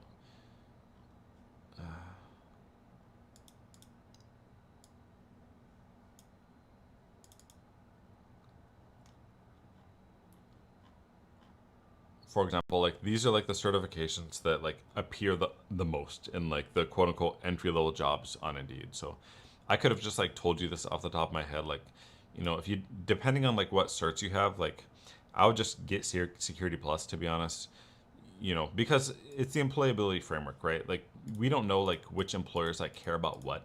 So I always like recommend people to make sure that they're like really good in all these different areas, or at least like adequate in terms of like which job you want to get. So if you want to be like a security analyst, like look at what the ideal security analyst looks like on whatever LinkedIn, and then look at yourself and then fill the gaps so you can like become like this person, basically, right? So in terms of like certifications, you can like use this big analysis sheet to figure out like what you should probably be shooting for in terms of like education and certifications.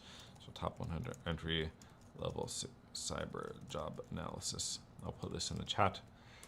So, you can't go wrong with these like top 5 certifications. You can't go wrong with these, like Security Plus, CISSP, like CISSP Plus, CCNA. Like you don't have to get all of them, but I would try to get like 2 of them at least. And then, in terms of like your platforms, like what's on your resume, this is probably good, probably good to have. Cloud providers, Microsoft Azure, probably good to have some cloud experience. And this is basically what the CyberRange is. It just teaches you this stuff in like an enterprise way, and then helps you to make a curated resume, right? So what was your like main question again? Let me see. I work in tech support. What do you think I should do? So yeah, just really good resume, really good projects. Try to get some experience. There's a lot of stuff you can do. It'll take like a long time for me to explain, but you can either like make the experience like in your job, like try to forcibly do some kind of like security related thing in your job. And if you can't, you can always join the CyberRange and do those like threat hunts, like cyber defense activities, like vulnerability management. Those are like hard security things, and just curate your resume and then apply to jobs. There's a lot, but if you keep doing something like every day, and you make like a really decent pipeline, right? Make your pipeline. It can be the CyberRange pipeline. You can talk to ChatGPT and make up a pipeline that makes sense. And then as long as it makes sense, just like execute on that like every day until you like meet all the requirements. And then when your resume is good, just do like a high volume of applications to like a lot of new jobs like every day, and eventually you start getting interviews, and then eventually you'll get hired. There's a lot I could say about that, but basically just the same answer, like employability framework. Make a pipeline, like a plan to do, and just execute on that hard. Like the X factor, the thing that's gonna like move the needle and like get you a job is like not which certs you get, and it's like not like which roadmap or whatever. That doesn't really like have anything to do with it. Like any certs that make sense and any roadmap that makes sense will work. The thing that matters is like consistent execution, like over a long period of time. Like no 0 days, like 100 days, you're gonna have like some crazy progress. Hope this makes sense. And your position is like extra good because you're already working in IT anyway. So I think it's really good. Yeah.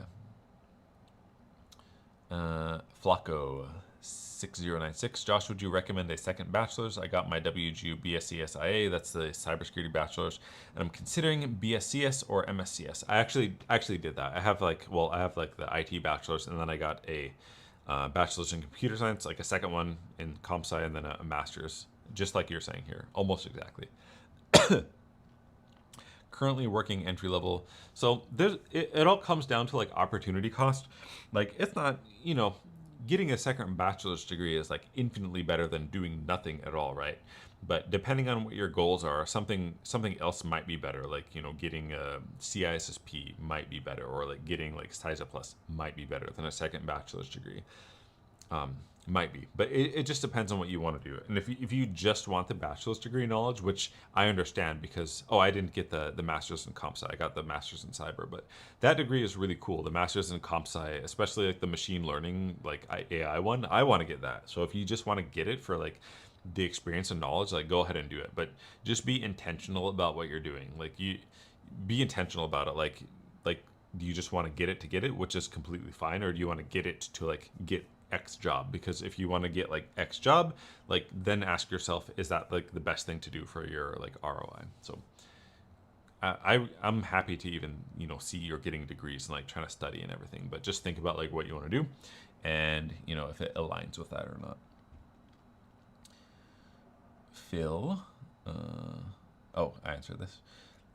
Oh my God, Mr. Man, Mr. Man Robot. Planning to start with WGBS networking and cloud, then planning MS and cybersecurity.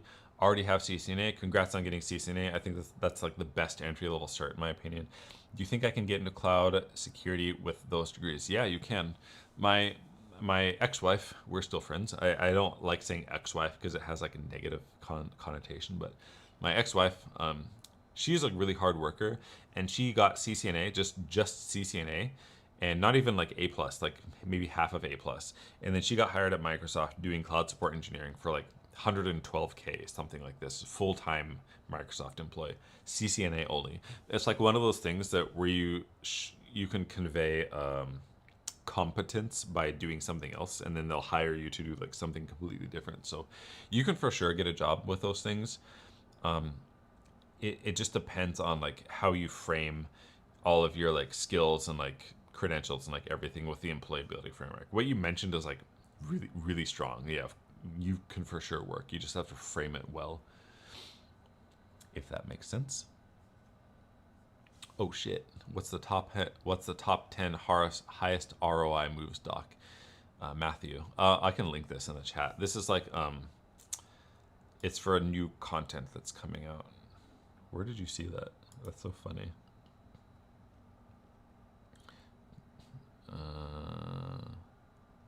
Here maybe? Where did you see that? Top 10 highest ROI moves. Was it here? Oh yeah, yeah. You can. I'll link this. This document, the top 10 highest ROI. I basically like I aggregated 100 jobs on LinkedIn or from Indeed, but they're all over 200K. Top 10 highest ROI moves analysis. Analysis. Top, oh my God, top 100 jobs over 200K USD. And then I'll list the, this is the, oh my God.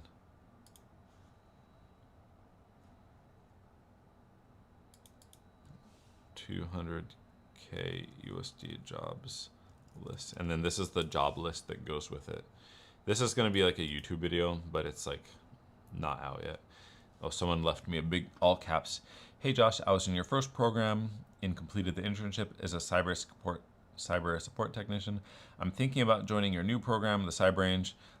Is your platform pay as you go? Yeah, the platform itself is pay as you go, because the level of support in there is stupid high. Like we have like dedicated staff almost around the clock in different time zones, and then the infrastructure itself like costs a lot of money to maintain, and the security platforms cost money too. So to maintain like high level of support, it's like pay as you go.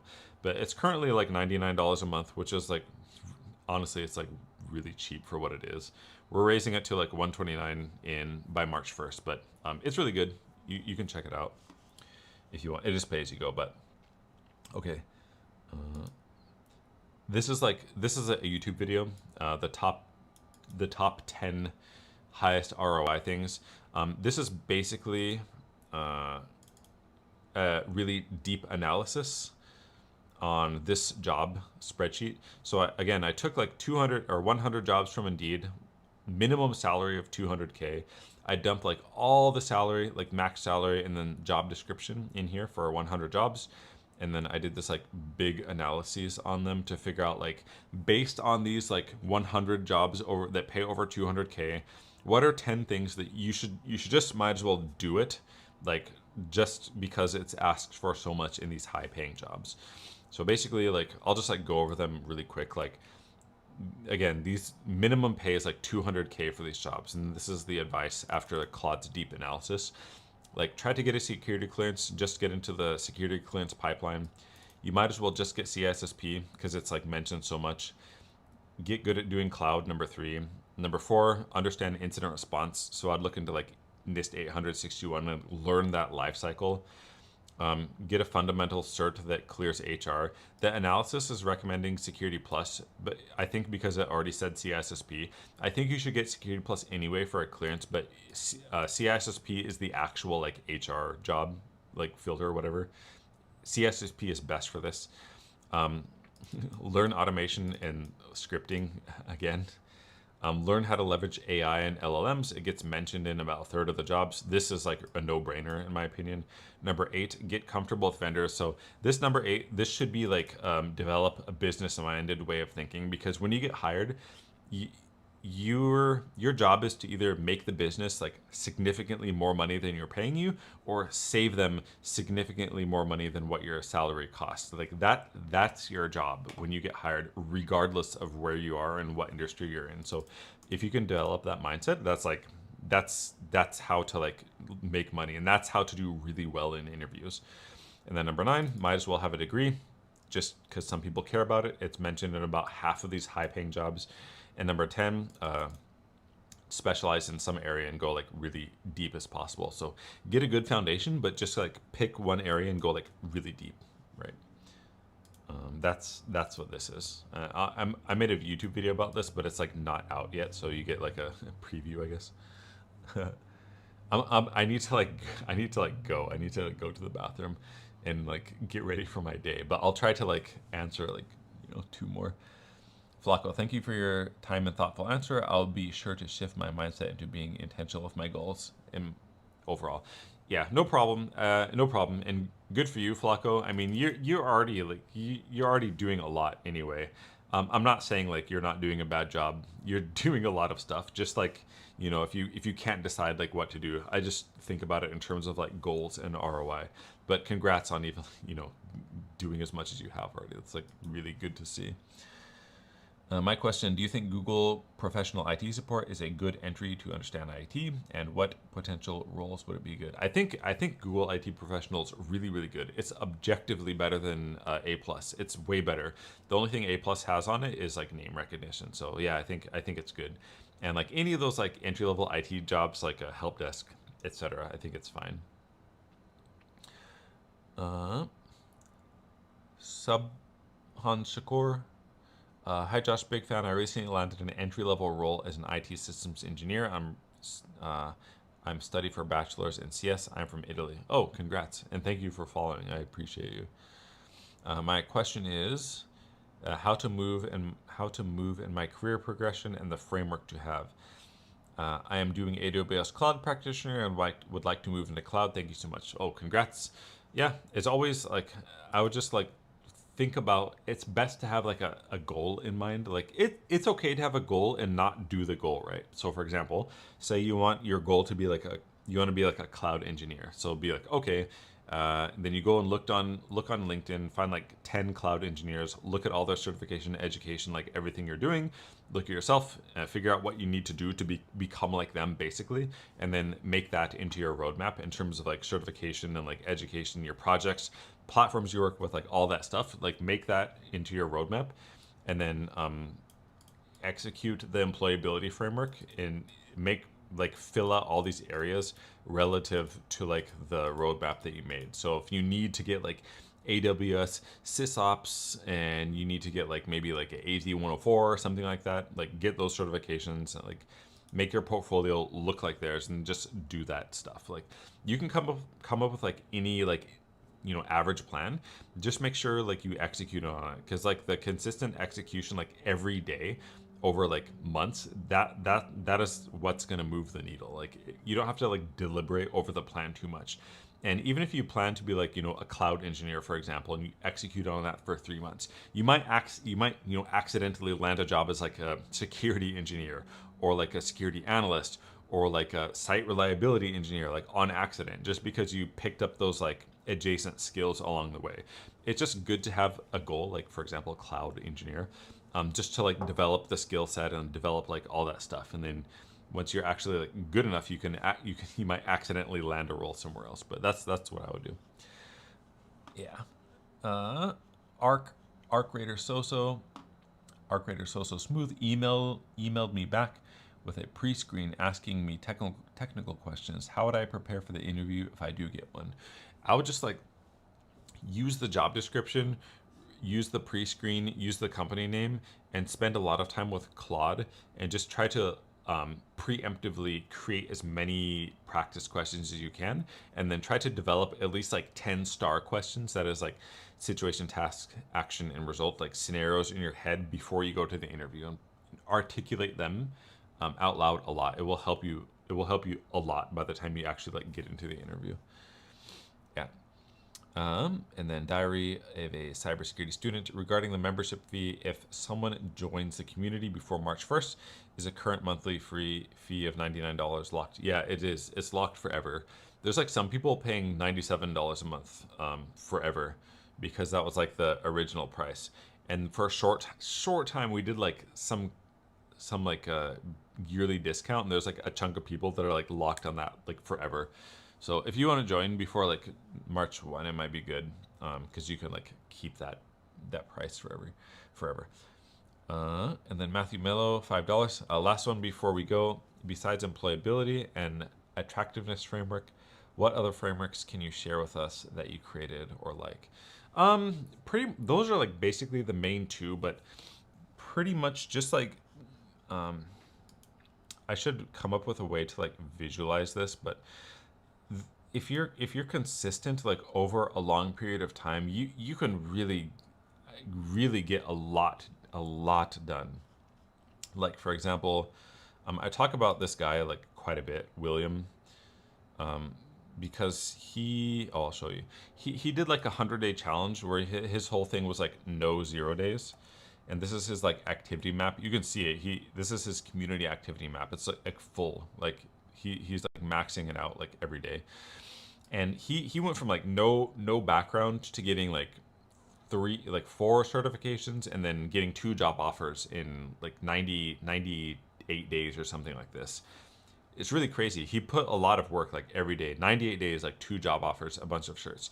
You can literally like change your life. So this is like more of like a habit thing versus a framework, but your effort, if you focus on something and you do it consistently, you'll destroy like anyone who's competing with you. If you're consistent and you don't have focus, you're just doing a bunch of random stuff. You're just gonna have done a bunch of random stuff, but it won't be like deep enough to have any real impact.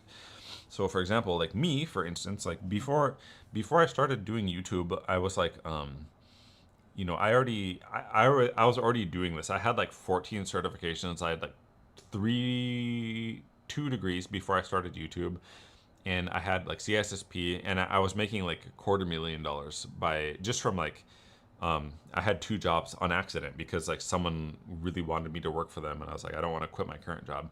And all that is a result from just doing like focusing on like my career and getting certs and doing it a lot, like every day, and like it will grow up a lot. And basically like what happened to me, this is like framework, just being consistent, I guess. What happened to me is like I got like too good kind of to be like I got too good. My natural progression was I was too good to be like a normal worker having one job. Like my brain like wouldn't have it. And then the progression was that the progression of that was because I'm good, like a lot of people tried to get me to work for them, like my previous people I worked with. And then the progression was like, okay, I took on another job and I was like doing really good at both of those jobs. And then like I would keep trying and keep getting better, and I got like a comp sci degree, and I wanted to do more and more, and I just did more and keep focusing. And then like normal work became like not enough for me. It was like not enough for my brain.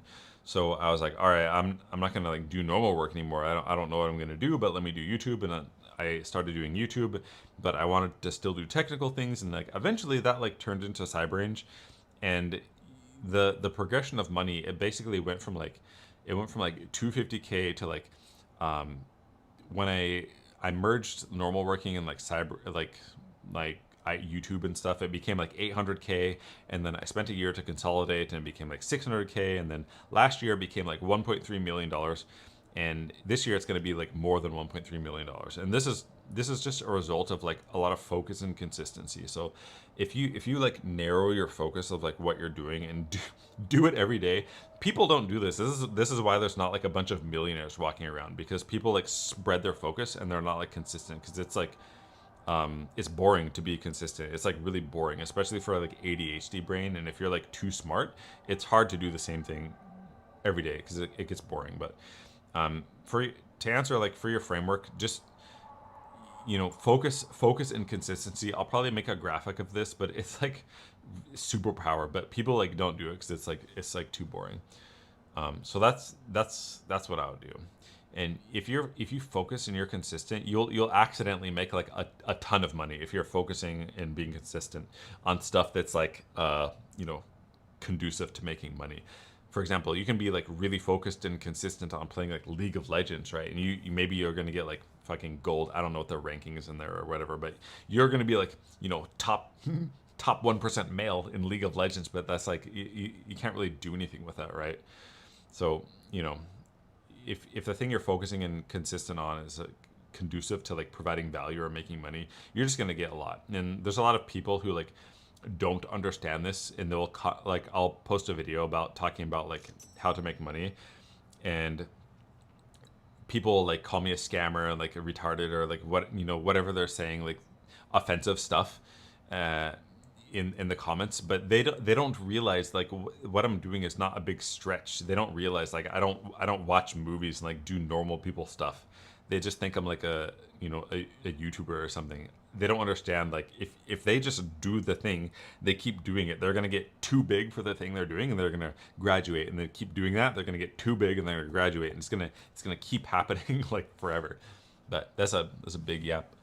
But yeah, that's my framework. I'll probably make a video about this with like proper graphics so it makes sense to people. But consistency and focus is like equal a bunch of money.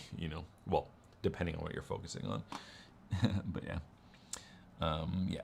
Appreciate you, Josh. Thank you so much for giving back to the community and giving back to the people you don't know. Thanks so much for saying that. I really appreciate it, and I appreciate like everyone for like even joining this live and like interacting with me. I'm lucky to have people who would want to interact with me at all. So like thank you. Is there a free version of your program? Yeah, there's a cyber community. If you just search like actually, I have like a hard time. My mouse is like really like messed up. It's here. I'll put a link to it in the chat. This is the free one. Cool. I'm so sorry. My mouse is like so like hard to use. This is the free one. Hello, Josh. Can you add IAM engineering to your program, please? Like maybe one day I'll do this. IAM engineering requires a lot of high-level access that needs like a separate environment, but I'll think about it anyway. But yeah. This is great. Matthew Mello, this is great. Thank you. Have a great night. Talk with you soon. Thank you so much. I want to like answer everybody's question. I'm so sorry. I miss a lot of questions, but I have to actually go now. Let me just like answer. I'll answer two more questions. Okay. Frosty, hey Josh, I'm currently fellowing a bachelor's in cybersecurity second year. What are some good certs I can get at this point that are not too entry level? So I would just like look at this. Oh my god, did I close it already? So I would look at this. Oh my god. So these are I basically scraped 100 jobs from Indeed, and I aggregated the most common certs on all the jobs. And this is what they are. So you can't really go wrong with these certs in terms of like resume matching and like people asking for them, because these are the top certs on all of those jobs. So you can like look at the screen or just like listen to me. So like Security Plus, CISSP, CEH. I don't recommend getting CEH, but it was there anyway. CISM, CISA, CCNA, and then CISA Plus are like the top 7 or so. So any of these you can't really go wrong with, but I would particularly care about CISSP is probably the best, and then CCNA is like the king of the entry level certs basically. And then the last one, Josh, Are you still providing endorsement for those who have passed CISSP? How can we do this? Yeah, you can email me at cyber@loginpacific.com. It's my company name.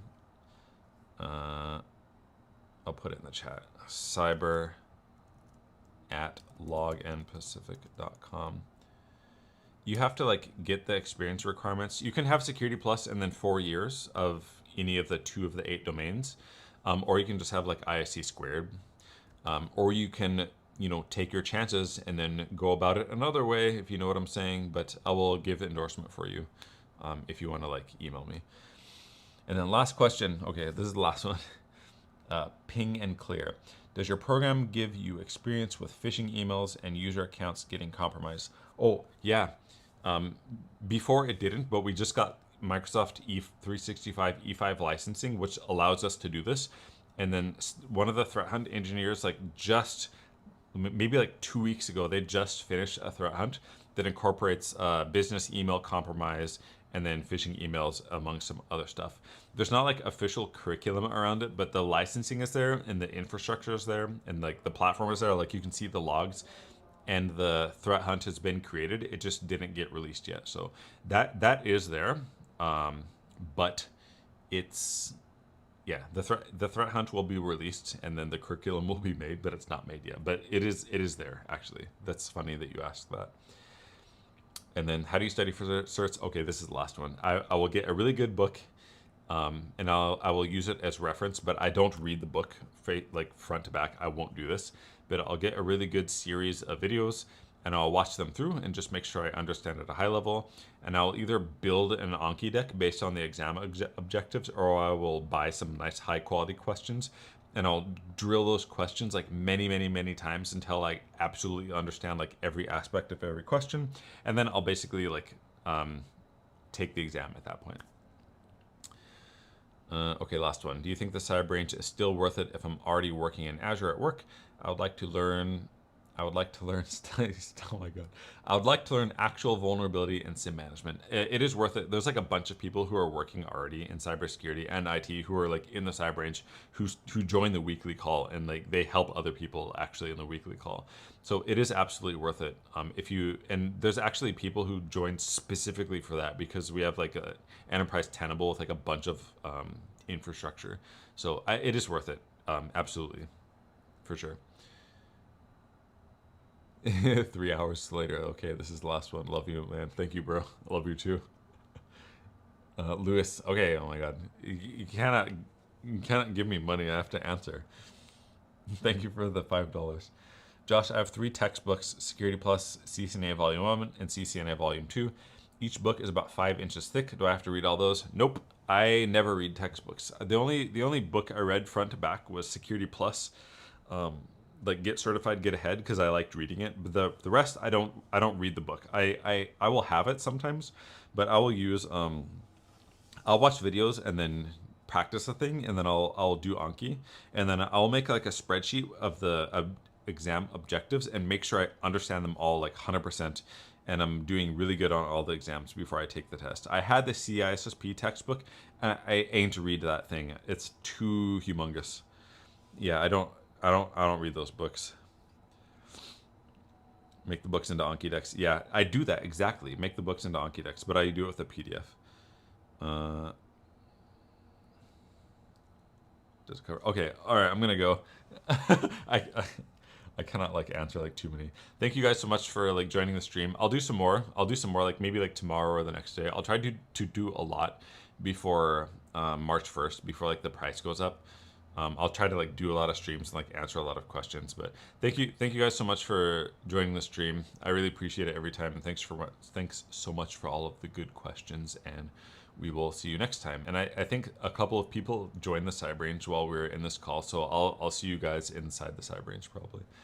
Yeah, thank you so much. Thank you for all the kind words. I really appreciate it a lot. And yeah, see you next time. Have a good night. End stream. Yes. All right. See you guys.